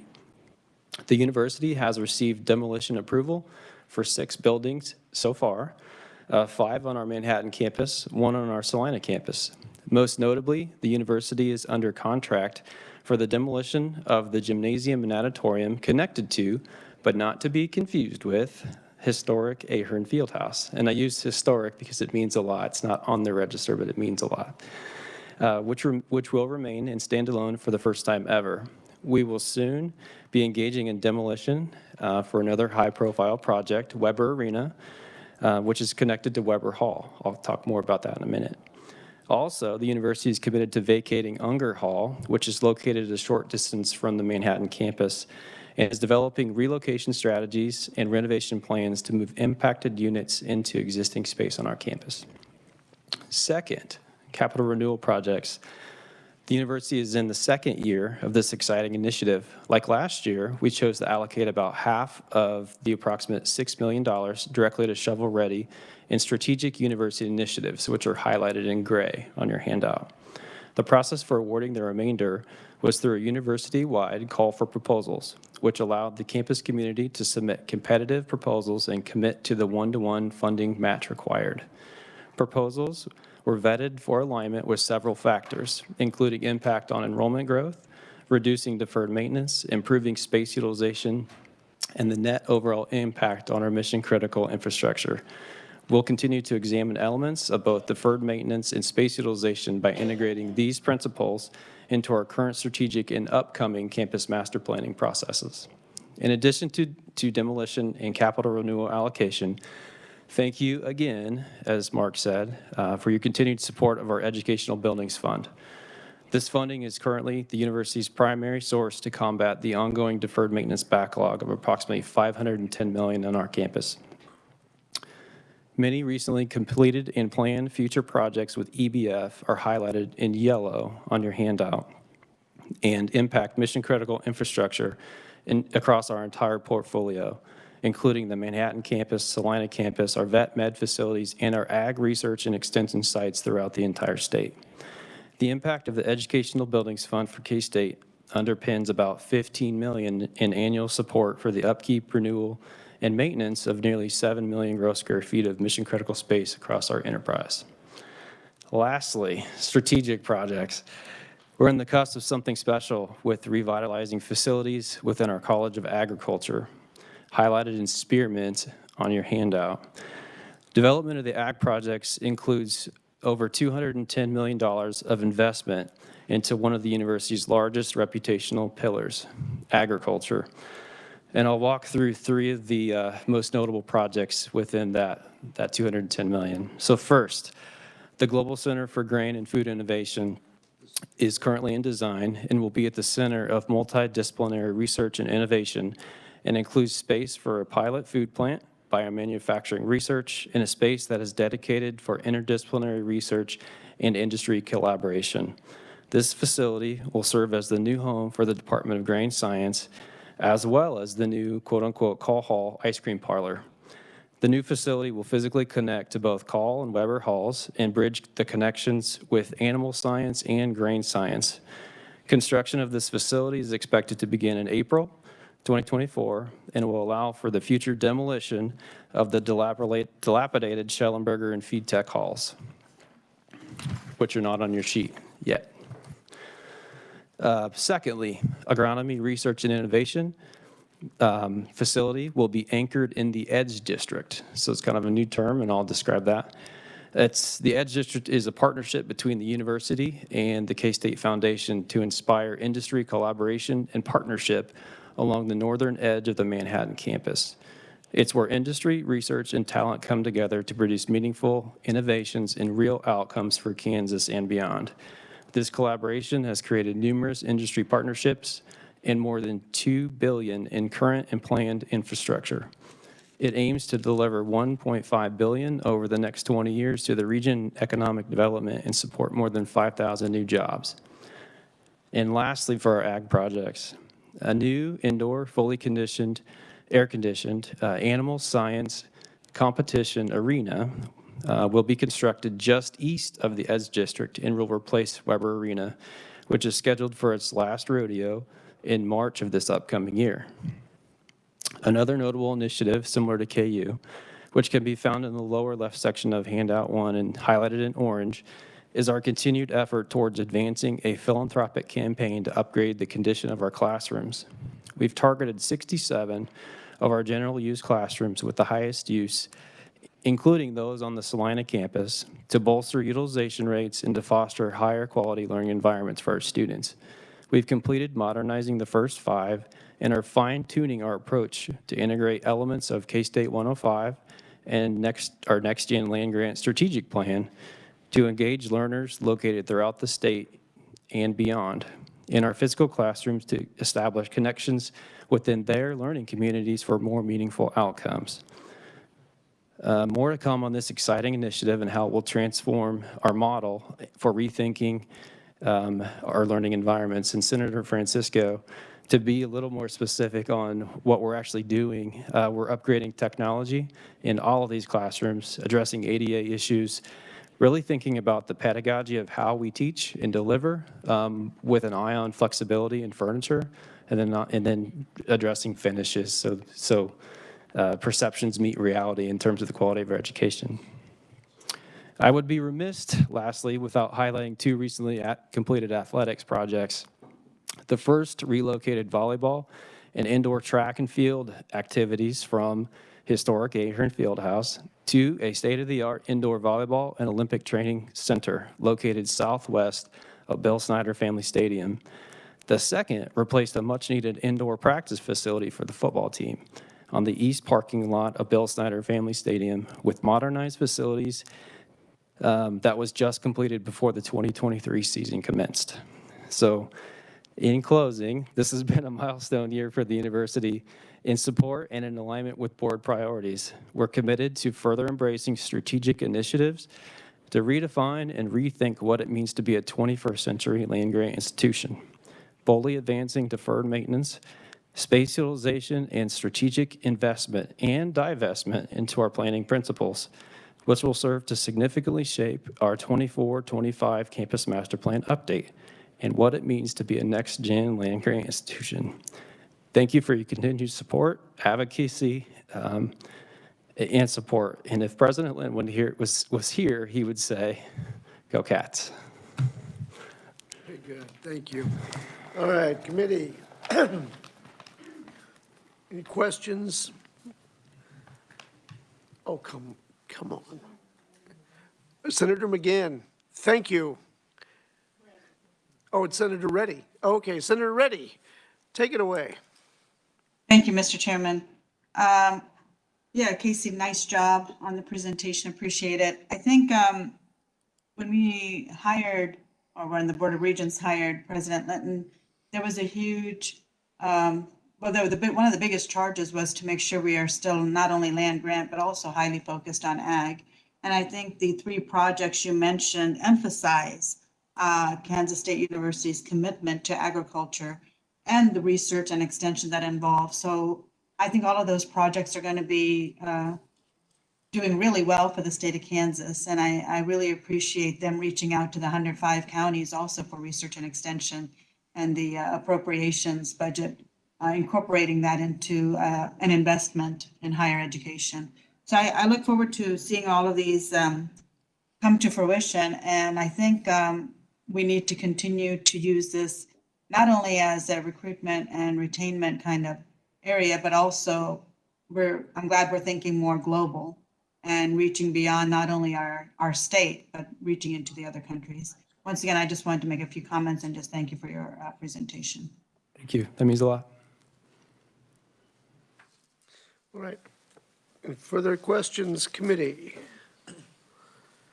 I don't see under future projects an app to track Republicans. I don't see that in there. Why is that? Sure, go ahead.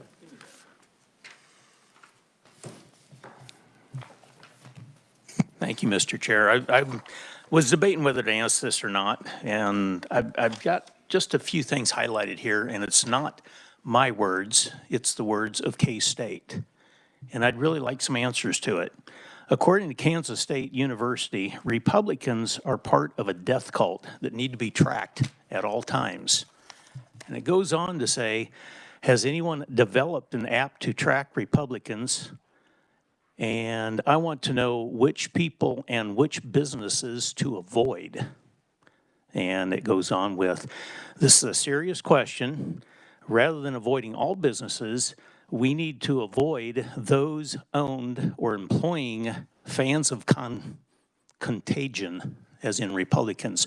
So with that, I want to know, in your improvement plan or the change plan, do you have a list of who you're contracting with or employing to make sure that we don't include Republicans or people who are part of the contagion in the society? I'm really offended by this, and I've been wanting an answer for a long time. I'm a little flat-footed, to be honest with you, sir. In terms of the topic overall, I don't know that I'm qualified to answer it. But more specifically, we can definitely provide a list of partners, contractors, architects, university partnerships, whenever we, you'd like one. I would just like to know it. I'm not trying to derail projects, but if you guys are going to do that to us, then you turn around here and need our approval. Yeah. It's a two-way street, sir. Yeah, I may be missing the intent of the question. I'm sorry for that. Yeah. I know I was scheduled to speak initially right after lunch at 1:30. I'm not trying to set my colleague Matt Casey up for anything he's not ready for, but I think he'll be here at 1:30 if you'd like to ask the question. Yeah. Thank you. Sure. All right, committee, any further questions? Senator Francisco. Could the rest of the committee have any information on where this comment or question is coming from? If you just simply Google it out there, it's all over. All over. I mean, there's several news articles, there's several items dealing with it. So it was during the COVID. So, yeah, but I would just suggest it gives specific names that I'm not going to get into here.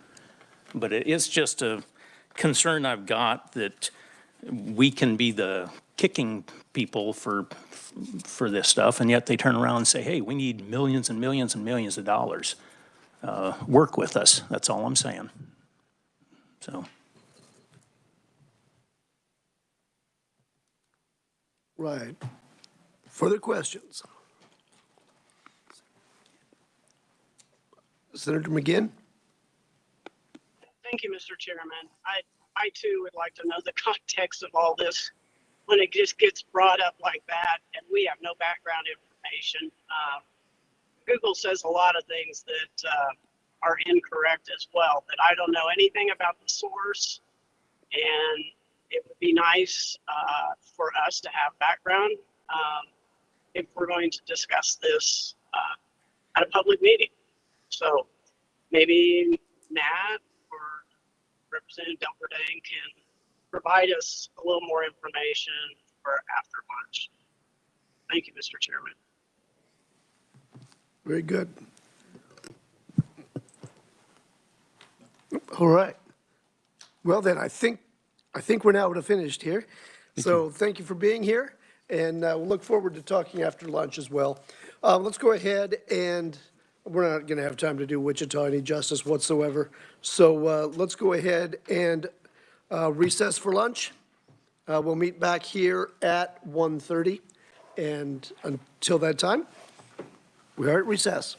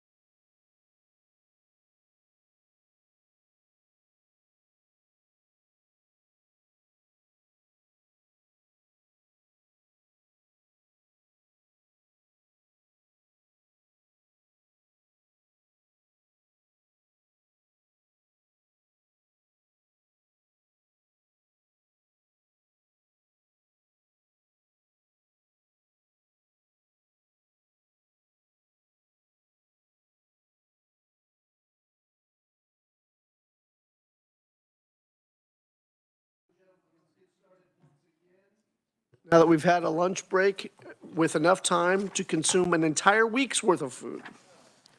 All right. Next up, we have, first off, did we want to straighten any questions with, okay, very good. Then let's go ahead and go straight to Wichita State University. We have Emily Patterson. Welcome to committee. Good afternoon. My name is Emily Patterson. I'm the Executive Director of Facilities Planning at Wichita State University. Thank you for the opportunity to update the committee on the large and small capital improvement projects at WSU. As noted by previous presentations, the first 2 pages of the handout you have for Wichita State has been projects completed in the left column, and then the center column, current projects in the right column, future projects, and we've done it in the same format. I did like how K-State broke it down with the EBF funding. We'll do that next year, so we'll color code it. That was really good. If I could interfere there just for a moment, don't bother color coding. It makes no sense to me whatsoever. All right? Okay, good to know. Thank you. Good to know. A current campus map is included in the last page that highlights the location of the large capital projects on the Wichita State University 5-year capital request document. WSU has one large capital project that was complete in 2023. It's called the Digital Research and Transformation Hub. The project is blue number 1 on the map. The building is a new single-story, 37,000 square foot building and is the home for the National Institute of Digital Transformation. The building includes 7 flexible, high bay digital research labs, a multi-purpose training room, large open collaboration space, demonstration cybersecurity lab, offices for the Institute staff, a thermo testing lab, and a large data center for cloud storage hardware research. We confirmed recently that the building will be certified as LEED Silver, WSU's second LEED building, following the LEED Gold certification for Woolsey Hall earlier this year. Also, as presented in past years, we'd like to update the committee on projects completed by partners and developers on the Innovation Campus. Partnership Building 11, also known as P11, highlighted in orange A on the map, is currently under construction between the Hyatt Place Hotel and the Jerry Moran Center for Advanced Virtual and Engineering Testing. The shell of the building is scheduled to wrap up soon and will be available for tenant improvements for university partners. Wichita State does have quite a few large capital projects that are currently underway. 2 of these projects, both on track to be complete in 2024, are primarily student-focused and are anticipated to have significant impact on student success and retention. The Shocker Success Center project, highlighted in yellow number 3 on the map, is a complete renovation of Clinton Hall into a centralized hub for student success and retention on campus. The building was the former home of the Barton School of Business and will now be home of 20 different student success units currently spread across 11 buildings on campus. The building's location is ideal for student success. It is located adjacent to both the Student Center and the library. The interior of the building has been intentionally designed to break down barriers to asking for help by providing a welcoming environment and easy wayfinding throughout. The former exterior entry stairs on each side of the building will be replaced with on-grade accessible entrances that not only provide a more inclusive environment, but will draw much more daylight into the building's core. The project will eliminate the building's deferred maintenance with new mechanical and electrical systems throughout, a new roof and elevator, as well as installation of a fire sprinkler system. I am truly excited to see this building open for buildings ahead of the fall semester, for students ahead of the fall semester. The leaders of the 20 units in the building have shown tremendous commitment throughout the design process to work together towards the goal of student success. They even participated in a design thinking workshop this fall on campus to create an environment in the center that is focused on collaboration with a unified goal to help students succeed. Once the project is complete, a domino effect of other campus moves can be initiated to allow Brennan Hall 1, 2, and 3 to be vacated and demolished, which will increase our space utilization on campus, as well as remove additional deferred maintenance backlog. Construction is in full force at the Marcus Welcome Center, which is highlighted in yellow number 2 on the map.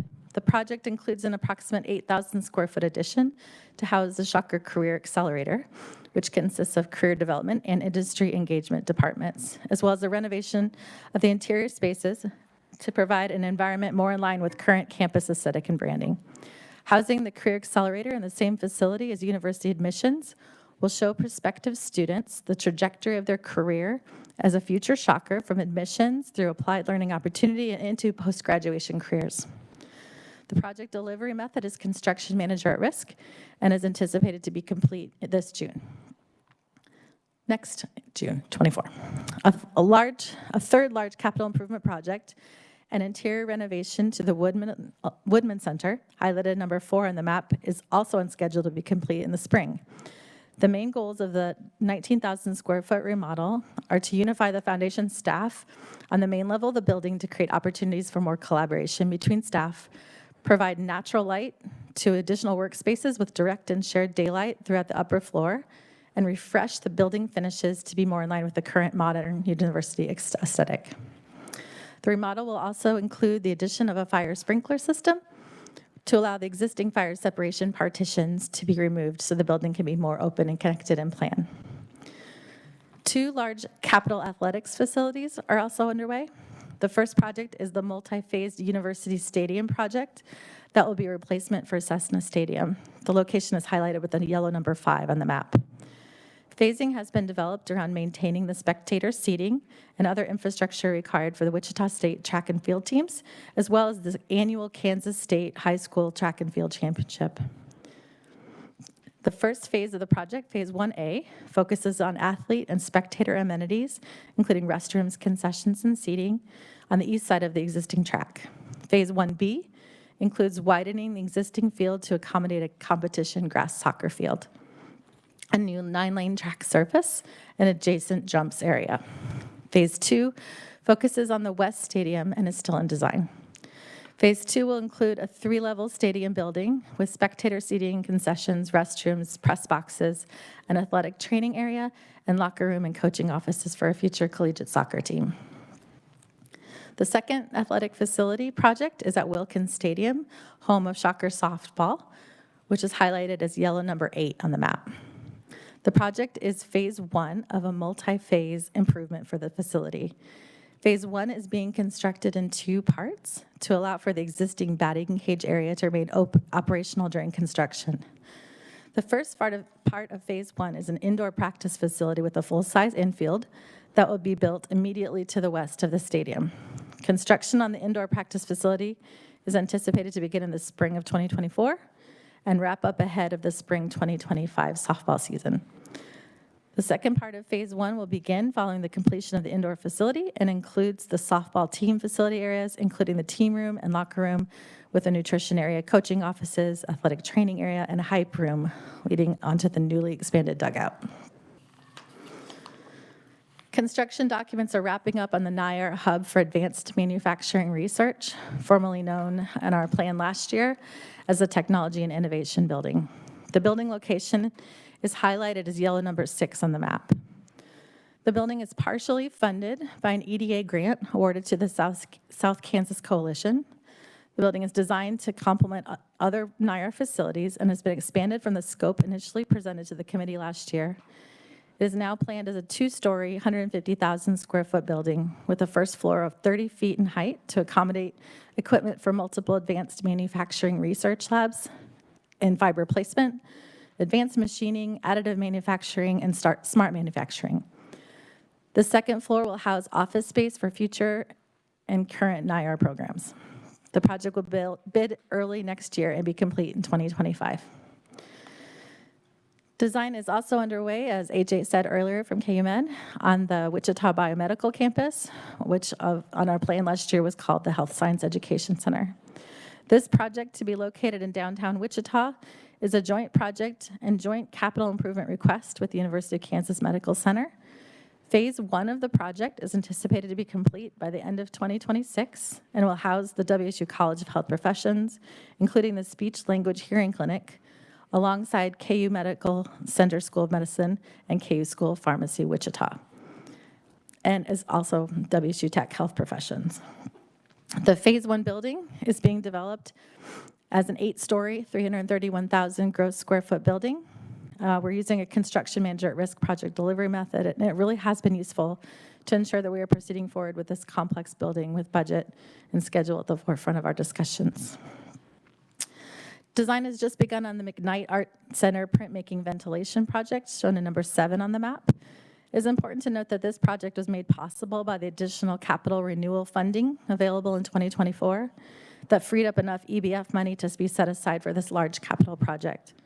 This health and safety focused project is critical to ensure that the printmaking classrooms have adequate ventilation for students and faculty using the space and is necessary to maintain accreditation for the program. Because of the age of the existing mechanical systems in the building, increasing the level of ventilation in the classroom requires a full replacement of the base building air handling system. It elevated this project from a small capital to a large capital threshold. It's anticipated that the project will be complete in time for fall 2025 classes. The first future capital improvement project on our capital plan presented today is a renovation addition to the geology building. This is shown in green number 9 on the map.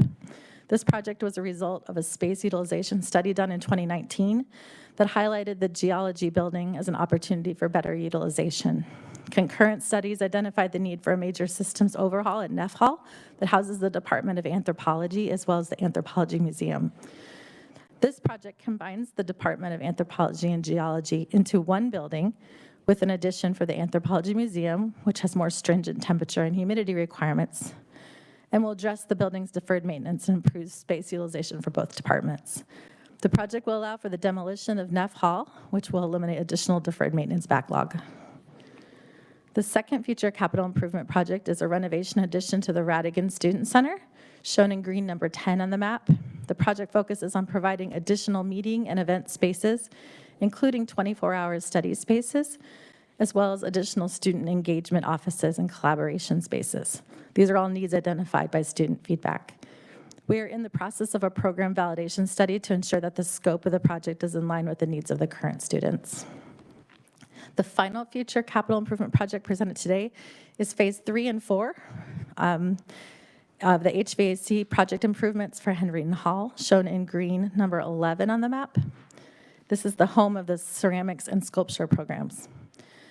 We've already completed phase 1 and 2 projects, which have improved the health and safety conditions in the ceramics and sculpture areas with ventilation upgrades, as well as providing air conditioning to a portion of the building. A large portion of the building, however, is still not air conditioned, which provides challenges to instructions during the semester. At the conclusion of the project, the entire building will be properly ventilated and air conditioned. As others have stated, because of time limitations, I'm not going to dive into much detail on the small capital projects that are primarily funded with EBF dollars. The projects are highlighted in the handout and are sorted in the same columns as the large capital projects. We are tackling the same sort of deferred maintenance issues at the other universities. The average age of the WSU mission critical buildings is 45 years old. The rehabilitation and repair projects include ones to keep water out of buildings, such as masonry repair, waterproofing, roof repair and replacement, to HVAC and electrical system repair and replacement, life safety systems, ADA upgrades, elevator replacements, as well as restroom repairs, refurbishments, and road repairs. Because of the current construction markets, these projects have been significantly more costly over the past 2 years and have taken a bit longer to complete. We do leave some funding available in the current year column to ensure that we can address system failures that need to be repaired or replaced along the way. One thing I would like to point out is the projects that begin with the word campus, our various in-house projects in buildings across campus. These small capital improvement projects are essential to maintaining a safe, comfortable working, learning, and research environment on campus. We appreciate your continued support for these projects with the EBF funding. It really does make a significant difference to the quality of education that's provided at the university. Thank you again for the opportunity to update the committee on the projects at Wichita State, and I'm happy to answer any questions you may have. Excellent. All right, thank you. And now, I'm sure the committee has questions, but there was one that just, I'm not questioning it at all, but I just want to know what exactly we're talking about. When you were talking about the Clinton Hall Shocker Success Center, you said it was designed to break down barriers to asking for help is that the structure of the room or the So we arrangement of the have, furniture? What are we talking about? instead of having, it happens just by bringing them all together in the same building. That already helps break down those barriers. But we have front porches to each of the groups in the building that are very transparent, and the wayfinding through the building is very easy. We've also have 2 main front desks, and again, those 20 departments coming together really have focused on customer service for those students, and they will literally greet people at these front desks and walk them to where they need to go rather than pointing down the hall. So they've strategized ways to really make sure that the building's doing what it says it's going to do. Excellent. All right, thank you. All right, committee questions. Senator Francisco. Thank you, Mr. Chair, and thank you for the presentation. You mentioned a LEED Silver building. Can you share with the committee how has that process been to work through that certification, and what are you expecting the outcome to be? Sure. For the building we just received LEED Silver, it was a challenging building because it has a large data center in it, and those buildings are typically very large energy consumption. And it's just really by changing the way you design the mechanical systems in those buildings, we've been able to achieve significant cost savings for energy usage, which in the long run will help the university as well. So it's an acknowledgement of the process that we went through to get to that level. Congratulations, especially with the data center, because I do know that it was a challenging one, yeah. All right, further questions? I think they're still kind of relaxed after lunch. Yeah, he's asleep. All right, all right, thank you very much. Thanks for being here. Well, then in that case, let's move forward to Emporia State University, and Peter Half is here. Welcome to committee, Peter. Good afternoon, and thank you for the opportunity to present plans Emporia State has. My name is Peter Huff. I'm the Director of Facilities Planning at Emporia State University, and want to share some of the things we've been doing with the deferred maintenance money you've been providing, and some of the demolition money. Most of the projects you can see on our current large capital projects, either directly or indirectly, have something to do with either one of those funding mechanisms, deferred maintenance or the capital renewal or the demolition funds. Starting off with more central raising and the new nursing and student wellness building. I'm in the middle of the page, top part, large capital projects. More central raising and the new nursing building are one and the same. I think if you recall, last year we were here talking about new nursing building going into more central. Through our programming phase, through our process of design, realizing that an older dormitory just was not going to work for a new state-of-the-art education facility for nursing. We had some issues with HVAC, fresh air problems, so we took the initiative to raise more central to provide a new space for a brand new building. And a couple other moves went in there as well, and I'll touch on those shortly. But generally the move will allow us to get the nursing school back onto campus. They've been currently off campus since their institution, so this will be the first time that our student nurses will be on campus with us. And it allows us to, again, provide a state-of-the-art learning space for the students, providing a pipeline for nurses, which is, as you mostly know, one of the most high-demand jobs in the state. This, again, also going to number 2, Butcher Education Center raising. This was the first of the projects that we took the initiative with the demolition funding provided. Was the first building identified mostly for its age and condition, but also most of the usage was easily moved somewhere else, a lot of general use classrooms and office space, which we could further consolidate into other buildings to allow us to remove this building. So with the intent of removing over $5 million of deferred maintenance by doing this, and also, again, increasing the utilization of other general classrooms on campus within a couple different buildings. So again, those 2 projects are very good examples of what we're using the demolition funding for. Currently, we don't have plans for what to do in the space that the butcher's coming down, but we do have a couple of ideas and awaiting funding and further investigation on those. Next big project, a large capital project we have is the East Campus chiller plant and some energy conservation measures we are in the process of working through. The East Campus chiller plant is also somewhat related to the nursing school, as we have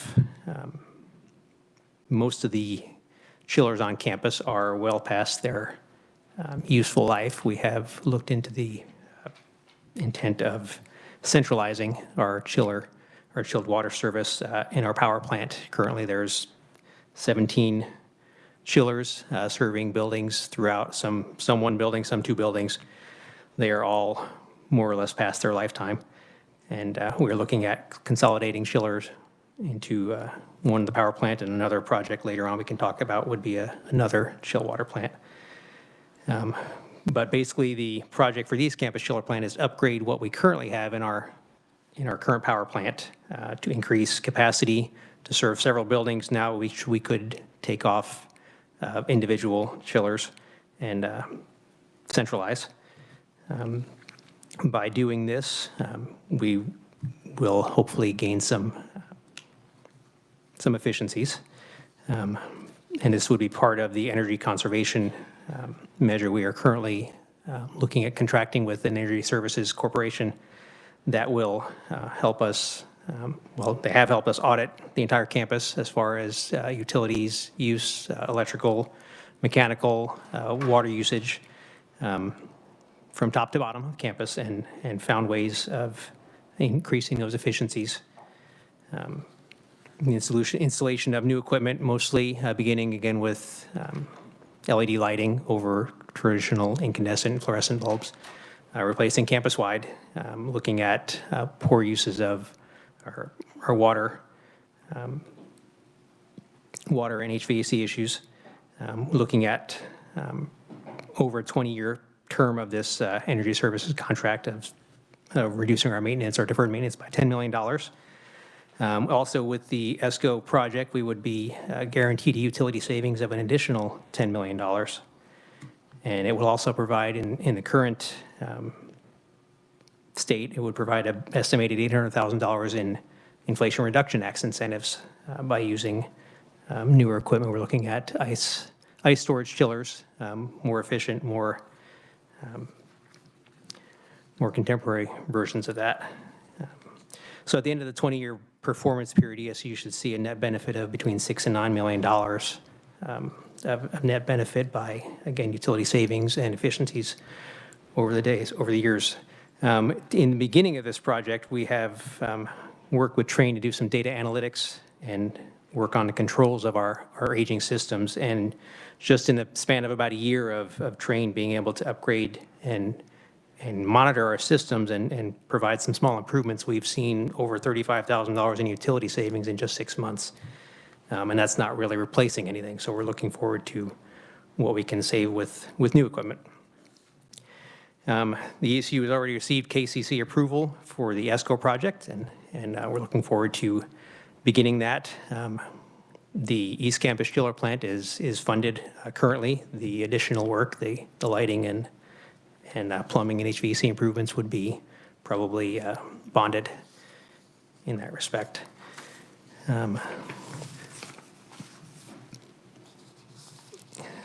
Next, if we want to move over to the future capital projects, and again, tying somewhat into the demolition projects, more south and southeast. These two buildings are, again, older dormitories. They're used currently for some office space. They are used for our student wellness services, student health and student counseling services. So smaller office areas, smaller compartmentalized things. Again, not necessarily beneficial or useful for larger classrooms or larger facilities.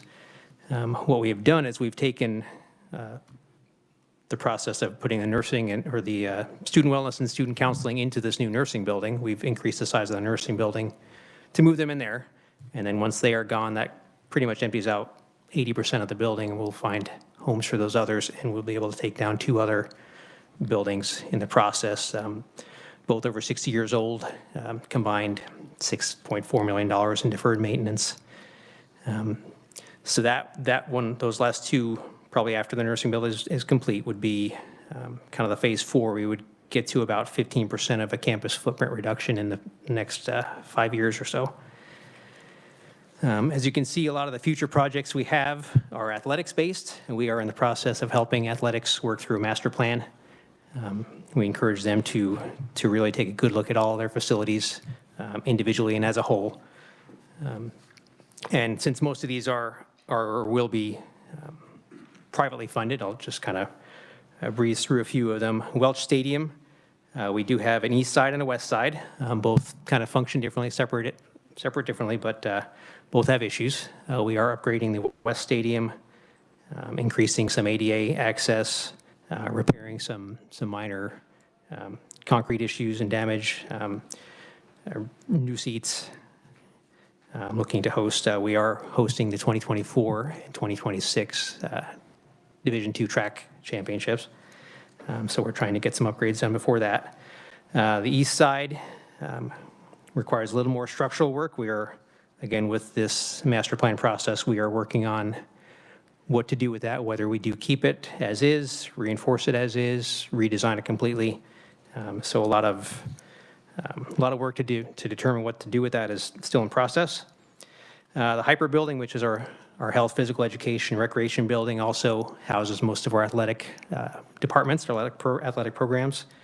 Part of their master plan is looking how to redesign, redevelop that to fit what they're planning. Athletics is looking at new sports, additional Title IX requirements and such. So they're looking at this building as well, how they can best use that for athletics, but also for the hyper purposes, PE purposes. A couple other outdoor upgrades, soccer pitch. Speaking of sports, our Division II ladies soccer team, which just made the Sweet 16 this year, so we're pretty proud of them. And ESU has a couple other former national championship in Division II basketball. So we do have a lot of good things going on there. Again, soccer pitch upgrades, private gifts. It would likely be new turf in the pitch, some looks at bleachers and some other amenities. Right now they are on a field on the north side of campus, not a lot of accessories, not a lot of amenities there. So we look at upgrading that. One of the big ones they're looking for in athletics is an indoor practice facility, estimated about a $30 million project, which would house indoor football practice, indoor soccer practice. It could house a 200-meter indoor both practice and competitive track. So it could open up our seasons to a lot of other options as far as competition, teams and intramurals and club teams, and really get us where we need to be on the off side of the seasons. Looking at Trussler, our sports complex for baseball, softball. We just recently redid the the infield portion of the turf at the baseball and softball fields, looking at next the outfields. That's about a $2.3 million project just to get grass in the outfields for those. Again, most of these will be all private funds. Another one for athletics is the expansion of the Hutchinson Pavilion, which is the, for lack of a better term, the press box and the donor seating for the football stadium. Currently it has, I believe, 6 different skyboxes, if you want to call them those, and looking to expand the options for those and put more outdoor seating in that area. Back to the facility side of things of our campus planning as far as large capital projects in the future. Stormont facility or stormont maintenance facility upgrade. And again, over the past few years, you've probably heard of ideas of turning that over to the art department and building new. Funding isn't there for kind of what we want to do in that respect, so we are planning on staying in Stormont, but upgrading what we have there to make it more usable for several departments. We have buildings and grounds in there. We have building services. We have several facilities departments in there that all have some pretty critical tasks and some pretty specialized things. So we're looking at upgrading the interior as well as re-roofing. West Campus chiller plant. spoke recently or just about Butcher not really having a plan. We do, if we were to find funding, we would probably look at a West Schiller plan, west side of campus that would serve the west side. Several buildings could be on one end, several buildings on the other. So again, funding to be determined, but if we could create a new plant there, that would further reinforce and enhance our HVAC capacities on campus. King Hall renovation is partially complete. Last year we were in the process of HVAC upgrades and upgrades to the student theater, both the theater itself, the dressing rooms, and the costume construction laboratories. So those parts have been completed. Now we're looking at the next step of further enhancements to, one, consolidate the art department. Right now the art department is in several buildings far and wide across campus. And some of those are pretty poor condition. So along the lines of, again, I think Chad had mentioned earlier, the next steps of finding buildings to demolish is a little harder because we just need to find more places to move people. So we're looking at an addition or some further renovation at King to consolidate the art departments out of the older, smaller buildings, and then look at probably raising those in the future. So that project will make significant improvements to the art and theater department. Looking at some donor funds, we do already have some private gifts in hand for some of those improvements, and looking to see where that goes. Up to a 10,000 square foot addition is something we've considered.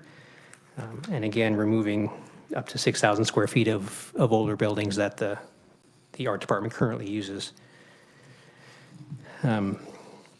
Now on the bottom of the sheet, there's a lot of small capital projects, Emporia State being one of the smaller universities. We do have a lot of smaller projects through our year, and this is where a lot of the capital renewal initiative funds have gone into. You can see a lot of HVAC improvements, a lot of roofing improvements, curb and gutter repair, fire alarms. Currently, we've completed over $4 million in projects. We have about $2.2 million worth of projects underway and another $1.9 million of planned future projects to a total of $8.1 million. At the completion of these listed projects, we'll have expended the facilities capital renewal initiative, our fiscal year 2023 educational building funds, and a significant majority of the educational building fund carryover. ESU has 37 mission-critical buildings. In the past year, 3 re-roofs have been completed. We're just completing the 3rd one as we speak. These capital renewal funds have also allowed the upgrade of 4 of our building fire alarm systems, increasing occupant safety, reducing operation and maintenance costs. I don't get to answer the phone when the fire alarms go off, but I hear it happens a lot. So our new fire alarm systems should hopefully reduce false alarms. So in short, Emporia State greatly appreciates the additional funding, this capital renewal initiative, the demolition funds. As you can see, we have some plans for future work, both demolition and renewal. And we appreciate all you've done for us. I'll take any questions. Thanks. All right, excellent. Thank you. Now, I have an alumni from Butcher who is going to be asking me some questions. So if you could fill me in on why raising her elementary school is going to be necessary. I'm going to have to defend it. That's why I'm asking. I don't know if I can fully defend it because the decisions were made before I started at ASU, but my understanding is the building itself, we had sociology and some humanities classes in there, so a lot of general purpose classrooms and office spaces, which, again, as far as a specialized, there was nothing particularly specialized about those spaces that couldn't go elsewhere. Nothing like a theater or other things that couldn't be in the way. So that was one part of it. The other part was, I think, the decision to close the CEC, the Child Care Education Center, came several years back. I believe it was underutilized by ASU. We were, I think, in particular funding. I think there was maybe a 10% usage from on-campus people using that center, and everything else was from the community, which is great. But in the end, as far as funding goes, we couldn't really continue that type of subsidy, I guess. if you call. So those, I think, were two of the main reasons that it was done, and beyond that, I couldn't tell you. Right, very good. And another thing I've picked up from this committee over the past year is that when you get to about 50 or 60, people start wanting to tear you down. I'm getting a little nervous about that. So I think there's a couple members on the committee who are still safe, but most of us are not. So, all right, committee, any questions? Senator Francisco. Thank you, Mr. Chair. Do you want to say anything about Corky's cupboard? I did not say anything about that, but I could if you'd like me to. ESU has an initiative called, and it's lost now, but the Basic Needs Coalition is what it is. And through the DEI group and through several other campus organizations, they are trying to make sure that every student on campus has basic needs covered, typically, I mean, food being one of them. We have just moved, there was what they call Corky's Cupboard, a food pantry supported by local donations, by even some city funding, local funding as well as ESU funding. So a free food pantry available to students. It was kind of in the back corner of the Union, hard to get to, and we've just upgraded space. We've put them in a newer location. It's still in the Union. It's still not quite in the way, but it's much more visible, much more useful, much bigger than what they had, so they can provide some more services. Again, they do work with local food banks, and now with some increased space and some newer space, we can do more than that.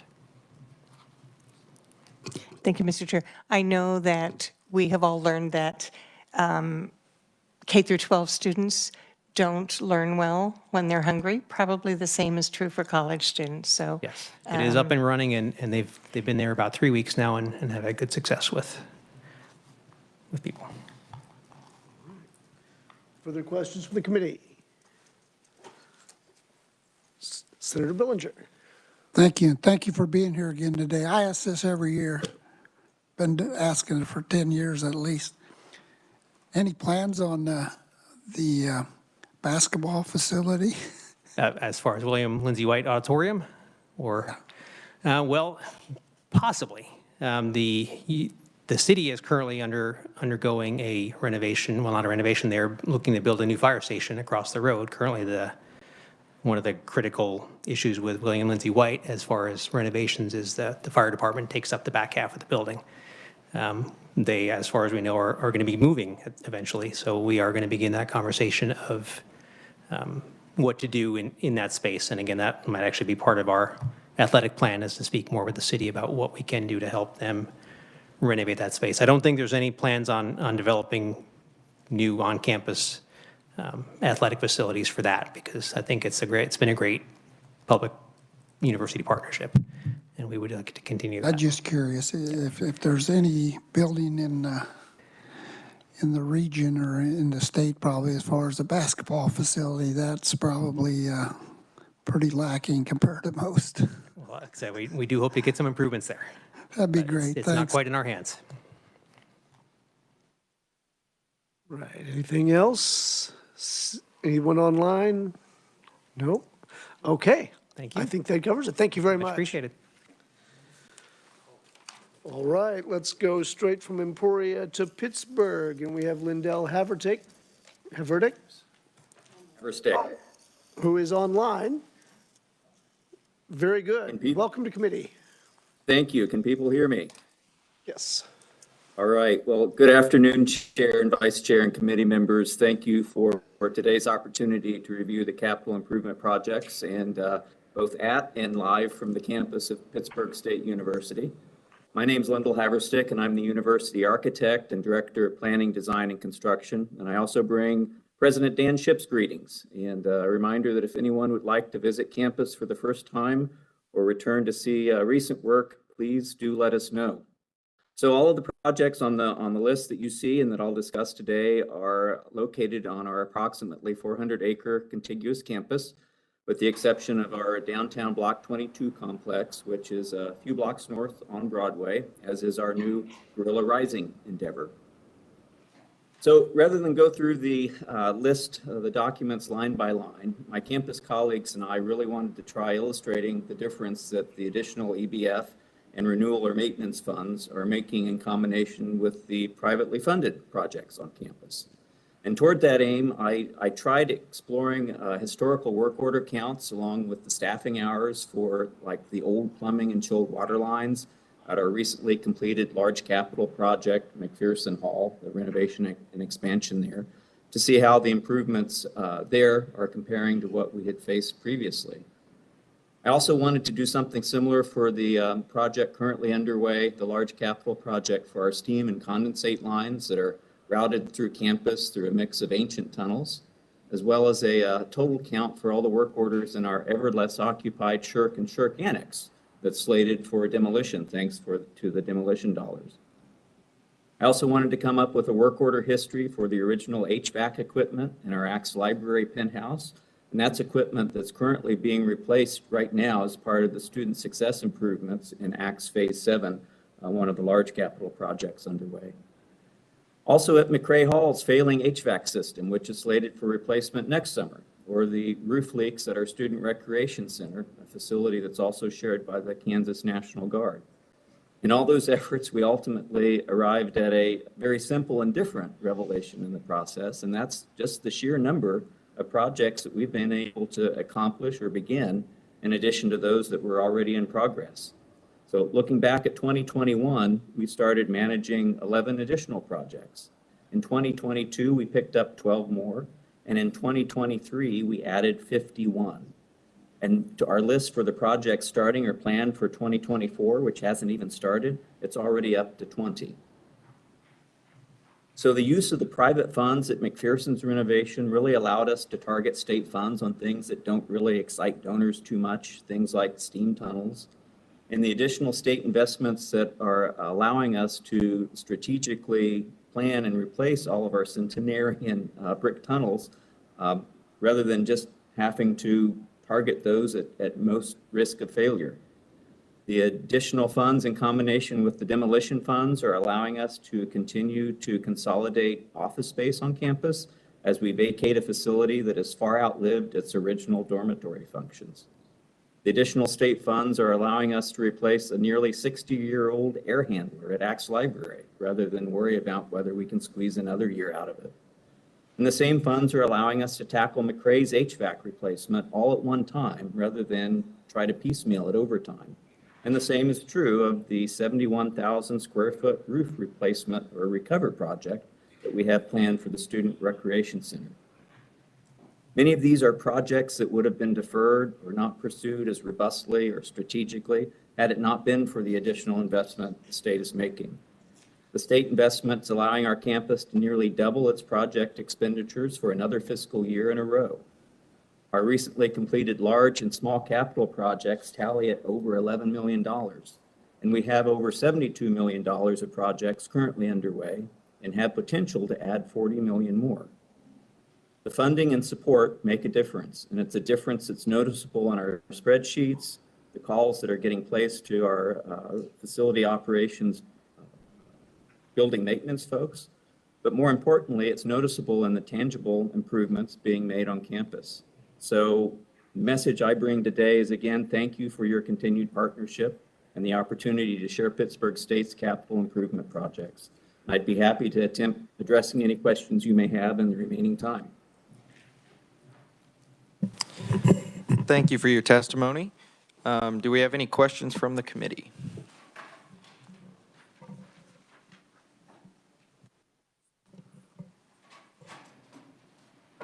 Does the chairman have any questions on his way back? Yeah, could you cover all that again? All right, Senator Francisco. Thank you. Could we have a quick update on the block project? How's that housing working? So Block 22 is fully occupied. It has been fully occupied primarily since the first year in operation, and it's my understanding that the students are on a waiting list to get into the facility.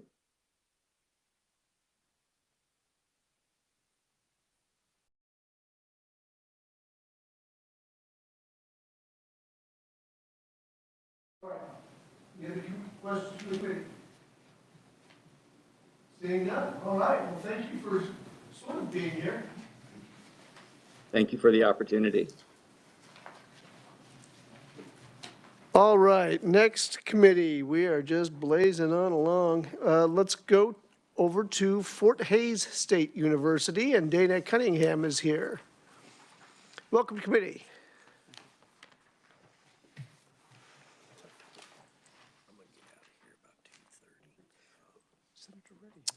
Good afternoon, Mr. Chairman and committee members. My name is Dana Cunningham, Director of Facilities Planning at Fort Hays State University. I want to thank you for the opportunity to make our presentation again this year.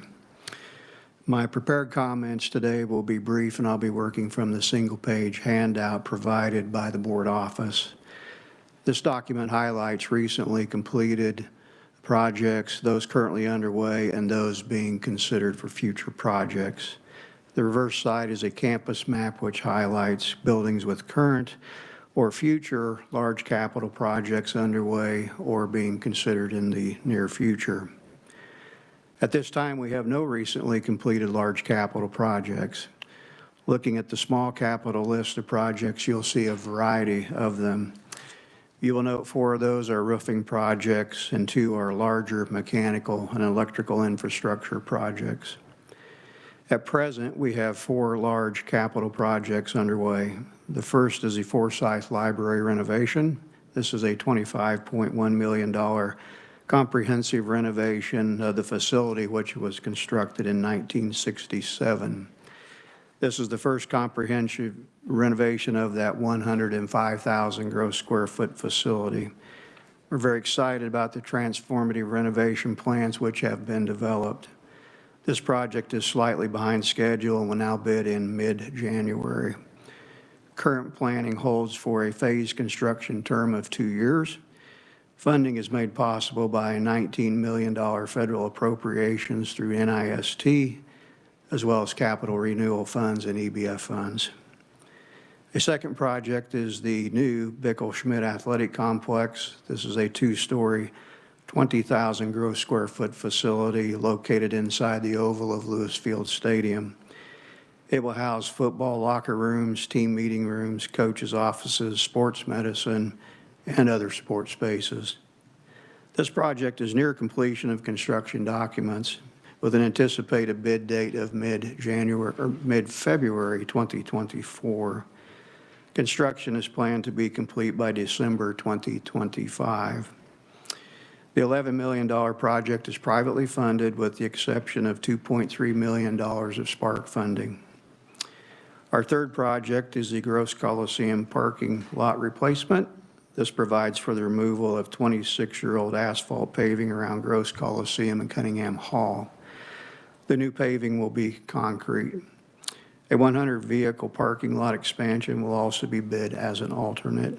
Construction documents are anticipated to be complete by end of the year. The project will be taken to bid as soon as the university resources are secured.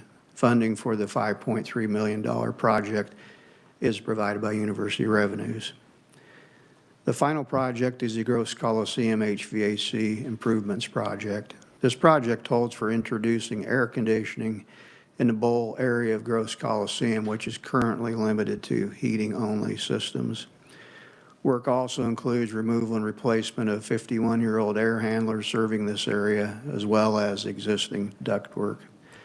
The cooling system will be a combination of a traditional chiller as well as ice storage. The introduction of an ice storage system allows us to reduce the chiller equipment capacity by 50%. Our strategy is to use our excess nighttime wind power production to power the ice storage systems. Otherwise, the excess energy production would otherwise be sold at wholesale rate, or production would simply be curtailed. Construction related to this project is just getting underway with a scheduled late summer completion. This project is now valued at $11.4 million. Funding is provided by $5 million of spark money, university funds, and EBF funds. Looking toward future large capital projects, we have identified one potential project which would be in addition to Stroop Hall. Stroop Hall was constructed in 1981 as a single-story, 25,800 square foot facility, which is home to the nursing department. At the present time, the department needs additional classrooms, lab space, simulation space, as well as office space in order to accommodate their growing class sizes. The addition would also include relocating allied health from Cunningham Hall. Neuromuscular wellness might also be considered for relocation from Cunningham Hall. This would bring a number of related medical programs under one roof.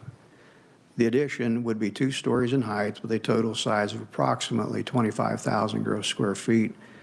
Total project cost is estimated at $15 million. Funding for this project is not secured at this time. Future small capital projects listed include various project types across the academic campus. A significant number of projects are related to aging HVAC systems, mechanical systems, and electrical components. Several of these projects were slated for funding in fiscal year '24. Unfortunately, the gross HVAC project bid well over budget. In order to advance that project, 5 other projects were postponed 1 year so those funds could be reallocated to the HVAC project. We're in a period of time where it's very difficult to accurately estimate construction costs given a limited supply of bidders, labor shortages, material delivery delays, and material cost inflation. Compounding that challenge is our geographic location in the state. That said, we are responding to those challenges in the best manner we can and continue to create and complete projects across the campus. As of this date, we only have $145,000 of residual dollars left for fiscal year '23, and we have a tunnel repair project ready to take to bid, which would be funded from those residual dollars. Each year, as we can confirm existing projects are completing on budget, residual funds are directed to another project from our deferred maintenance list. That methodology would also apply to fiscal year '24 funds. In brief, the additional EBF funds and capital renewal dollars are making a real difference with regard to deferred maintenance on our campus. That would conclude my prepared statement. I would stand for any questions you might have. All right, thank you. I do have a question. I think I know the answer here. I just want to make sure that this is the correct answer. When I'm looking in the 3-ring binder at the Gross Coliseum HVAC Improvements Project, I see that, first off, the date on that one is July 1st, 2023, when this document was created. The projected cost on that was $7.7 million. Then I look at the spreadsheet, and it's 11.4, so we got a 48% increase. Is that, okay, first off, did the scope creep on that, or is that just inflation? No, there was no scope increase. In fact, we had planned to do additional replacement of other equipment, which we will defer till later. It's largely an impact of our time and our bidding climate right now, and lack of a lot of bidder interest. Really? Interesting. Inflation, yeah. Exactly. All right. All right, any other questions from the committee? Yes, Representative Delperdang. Thank you, Mr. Chair. Looking at the most expensive item under your small cap future projects, this is just my own understanding, but what is a convector? Well, in a 1 or 2 pipe system, the hot water flows to what we call a convector device located somewhere which distributes the heat out. Okay, thank you. All right, Senator Francisco. Thank you, Mr. Chair. So I'm excited to hear about the project to make ice and use the wind energy. Often people try to figure out a payback for that kind of investment. Does the university have an idea about how quickly that investment could be paid back? No, I don't think that any specific data has been ran with regard to that. It would probably hinge upon the actual wind production. and, whether it's up or down at any given time. Historically, it's been pretty consistent for us. It produces about 56% of all electricity we consume on campus. So I think one of the big wins for us is cutting our chiller capacities, which basically is a second chiller. So instead of having 2 chillers, we have 1, which is less equipment to locate on roofs, et cetera. So I think that was one of the big wins. Right, further questions? No one online? Okay, very good. Well, thank you for being here. Thank you. Good stuff.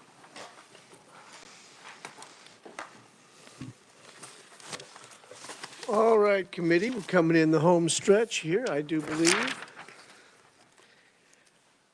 The time has come when we should probably look over the things that we've heard today and provide our feedback on them. So, just 1 second here, I'm trying to get organized. We've got stuff everywhere. So let's first look at the land sales, or the hopeful land sales, some of which have been apparently a long time coming.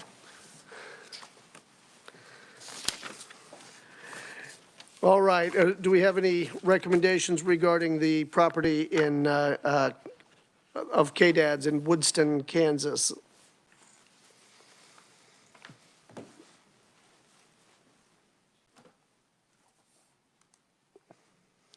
Senator Francisco. Thank you, Mr. Chair.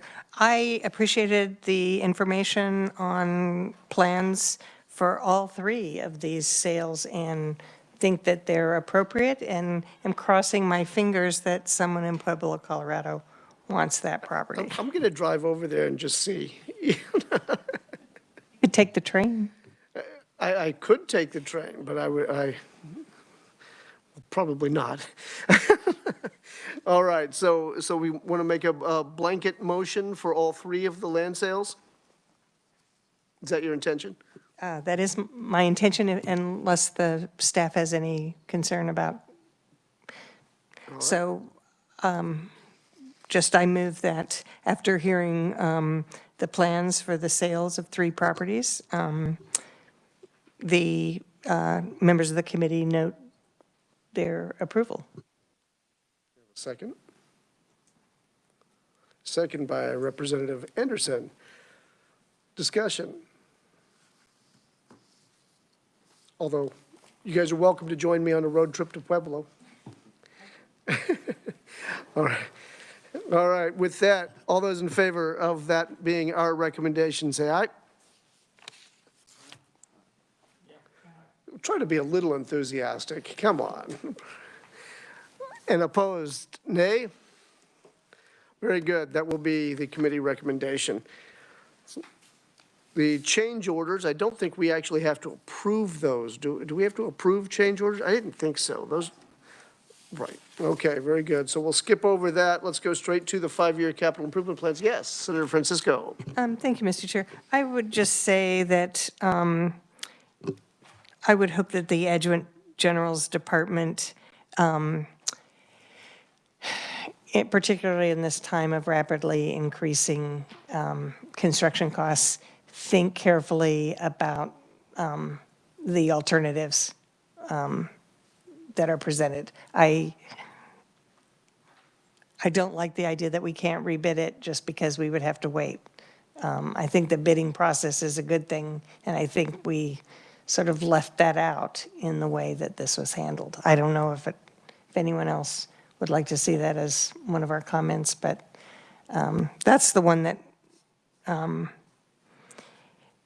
concerned me a bit, because they skipped over making that and then turn around and say, well, we can't wait to do it later because it would take too long. I'm going. See, as I understood it, and maybe I'm mistaken on this, and someone can throw something at me, but as I understood it, this was always one of the things that they had bid out.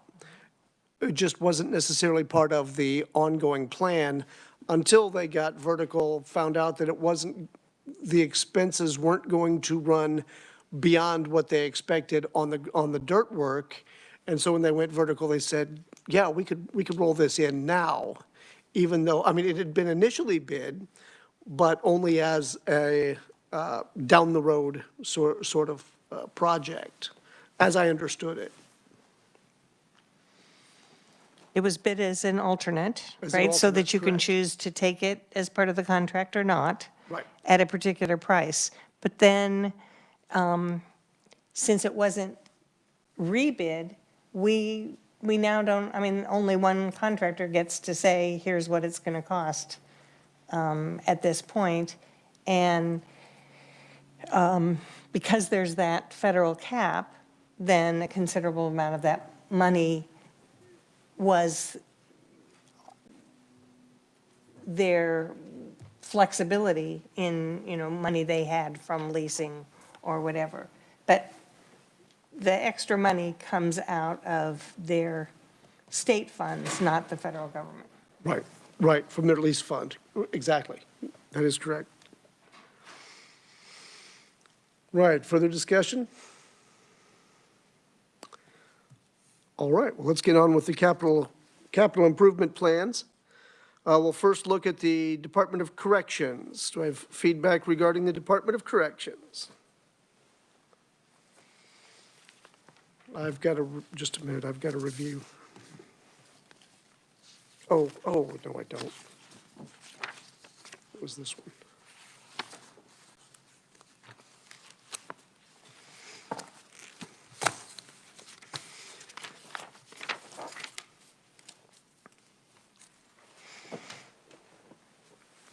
All right, do I have a recommendation regarding the Department of Corrections 5-year plan?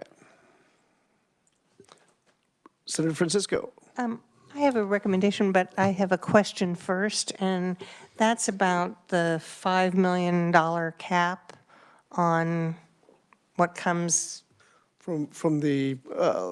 EBIF or Yeah, C. right, from the gambling fund or gaming or Right. something. Yeah. And I think we've talked about this before and acknowledged that it has not kept up with inflation. I see Shirley reaching for the microphone. Currently, they're wanting to raise it to 10. So if you will remember, Senator Francisco, as part of your recommendation last year, you asked me to put together and worked with David on some bill language, and there was a bill last session that had a hearing in Ways and Means to increase the amount of funding from the gambling to, and I actually changed the scenario for all of the different entities that received money. The percentages. Yes. So that bill is still alive I believe because so. we're in the second Yes. year. Yes. So I would make a motion that the committee approve the 5-year capital improvement plan from the Department of Corrections. And I would like to restate the committee's interest in seeing, can we say the bill number, if you could tell us? Bill number, It's Senate Bill 275, Mr. Chairman. 275? All right, thank you. and just repeat our support of the increase as proposed in Senate Bill 275.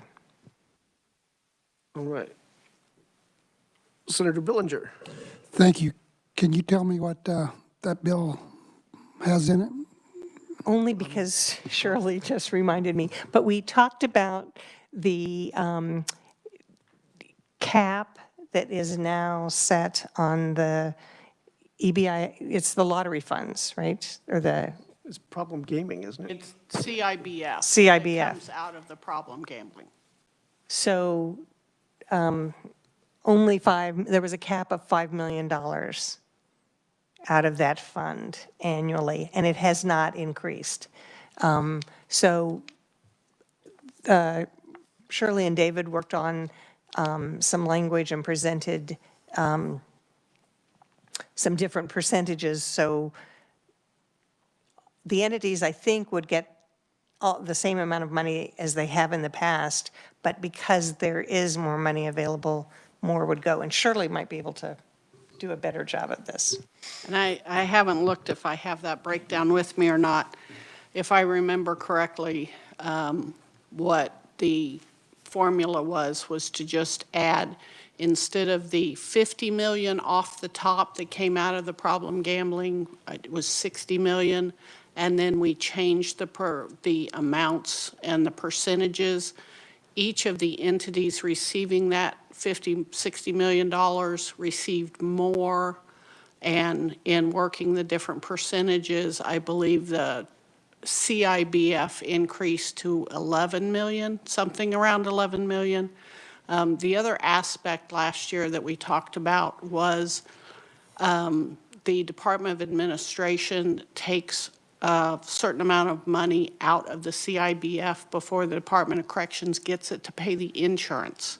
And the insurance went up quite a bit last year, so they received even less money. And that was one of the complaints that they had talked about, is they don't even get the 5 million. It was 4.9, and now it's even less because the insurance premiums are higher. Go ahead. Shirley, which committee is that bill in? Senate Ways and Means. That's what I thought. Thought that sounded familiar.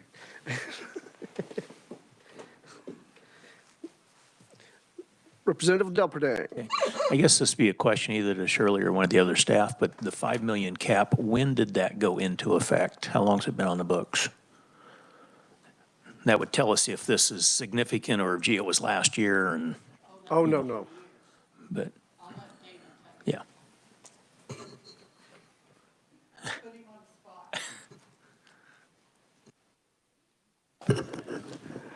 Yeah, I'd have to get back with you on this exact date, but. Has it just been quite a while ago? It's been in that kind of percentage. It's been a while. It's not been anything recent. Okay, like 5 years, 10 years type thing, or, and I don't need an exact answer, but. Since the casinos came online, basically.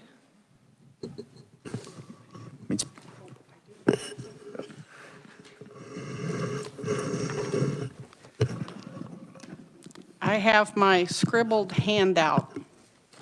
So for the traditional lottery revenue distribution, the original statute or current statute is of the first 50 million is split 4 ways. $80,000 is transferred to the Problem Gambling and Addiction Fund, which is in KDADS. 85% is transferred to EDIF, the Economic Development Initiative Fund. 10% is transferred to the Correctional Industries Building Fund, which is what we're talking about here. And then 5% is transferred to the Juvenile Alternatives to Detention Fund. And in adding $10 million of this first 50 million that comes off for the traditional lottery, it becomes 60 million. I subtract out the 80,000 for the Problem Gambling and Addiction Fund, and then the 75%, which was 85%, which was 42.9 million. If I reduce that to 75%, but again, we have an additional 10 million, then that increases to 44.9 million, so they get an additional 2 million. And then I increase the 5 million, which is 10% of the fund, I increase that to 20%, then that increases that to 11.9, almost $12 million. And the 5% that goes to juvenile alternatives goes from 2.5 million to almost $3 million. So they each get a little bit more, but the with changing it from 10 to 20% for Correctional Institutions Building Fund, that changed from a little under 5 million to almost 12 million. Oh, I guess we probably should have a second. All right. The almost forgotten motion was just seconded by Representative Yes, Delperdang. I would like to second. Thank you. Now, I think we've had some discussion. Is there more discussion to be had? Seeing none, all those in favor of the motion, say aye. Aye. Opposed, say nay. Sounds unanimous to me. He nodded off, it's fine. All right, that will be the committee recommendation for the Department of Corrections 5-year plan, including SB 275. All right, let's look at the Board of Regents 5-year plan. There really wasn't a great deal of a plan there, was there? Oh, yes, there is. Okay. Technically, the Board of Regents controls the Educational Building Fund, and that's a pass-through to the universities, so that's their extent So of we their. really don't have to approve the regents, we can just do it each individual You university? could, I mean, that's up to the committee, Okay, because they do have that money, that pass-through money of the EBIF, which they all use. but their plan is to continue passing it through. So I think we're all right there. I didn't see any changes to that anyway. They were going to start stockpiling. All right, so let's just move on then to the University of Kansas. What is the will of the committee regarding the University of Kansas 5-year plan? Senator Francisco. Pass.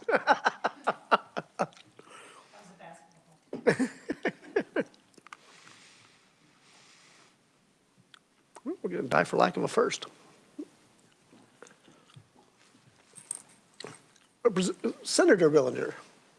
Thank you. So we need to vote on these, Shirley, is that right, or not? I mean, it doesn't make any difference. I'd make a motion, we approve all of them that were presented. Okay. It's just customary that the agencies like to see it in the minutes. It is advise and consult. I make a motion, we approve all the 5-year plans for the university as presented. Time saver Billinger. I think that's a great idea. Do we have a second? Representative Delperdang. All right. Is there discussion? Seeing Senator Francisco. Thank you. I do appreciate the information that we got from all of the universities about how they've been using the additional money, and in almost every way, I think it was appropriate.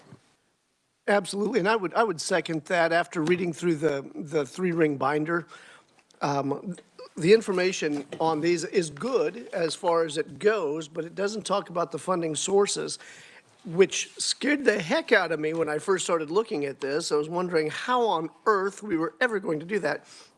So looking through the 3-ring binder where those funding sources are identified, I feel a whole lot better about that. It is possible. and I thought the plans really expressed a great deal of well, would it be redundant to say planning? But it looks like there was some serious thought put into this as far as down the road, what's going to be most cost effective or just effective for the university, that's what a plan's all about. Is there further discussion? Seeing none, all those in favor of accepting the 5-year capital improvement plans for all of the state universities, say aye. Aye. Opposed? Oh, oops.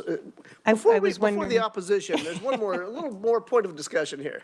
Well, I was just wondering, since we're doing it for all the universities, should we also include the Kansas Board of Regents? I mean, it doesn't seem like there's any reason to leave them out if we're, would that be a friendly amendment? Be all right with the maker of the motion? All right. Yeah. The second? All right. I think everyone's nodding in agreement here. I think that works out just fine. So that will be the committee oh, wait. Is there opposition? Hearing none. Very good. That will be the the recommendation of the committee, including all 5 universities and the Board of Regents. All right. With that, I think, now, Shirley, you had mentioned a couple of other things that we wanted to maybe touch on. Well, I I don't remember what they were, but I remember you said something. I just wanted to let you all know this is your last meeting, so that if there are any additional recommendations that you have for your interim committee report, which will be presented, and then I wanted to remind you, in addition to approving the 5-year plans, what we have so far is to inspect the cast iron pipe earlier if funding is available for the Department of Labor and the School of the Deaf. It was not only the 5-year plan, but the 2 supplementals from the State Institutions Building Fund that they had discussed, and now also the note on the SB 275. So those are the 3 in addition to the plans. Okay. For the recommendations from the committee. Beautiful. All right. Is there anything else that anyone would like to add in addition to those 3 points?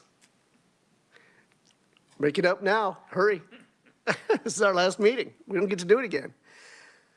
All right. With that, were there any minutes to approve? Did we have minutes to approve somewhere? No, I sent those out to you. Okay, okay, we did that already. Well then, I think our work here is done, ladies and gentlemen. We've done a fantastic job. Oh, no, it's time. Fire away. Just a quick question, maybe to Shirley, but maybe to put it on record, you talked about Senate Bill 275. That number can be used over and over from session to session. Was there a certain year or session so that we know we're referencing the correct bill? It's the one alive right now. It is currently alive. That's what I wanted to hear. Thank you. Yep. And if I could, my last comment, since this is your last meeting, please let me know if you want to keep your folders, either take them with you, or if you want me to put them in your office, I can do that. Otherwise, they get recycled. Very good. All right, with that, ladies and gentlemen, we are adjourned.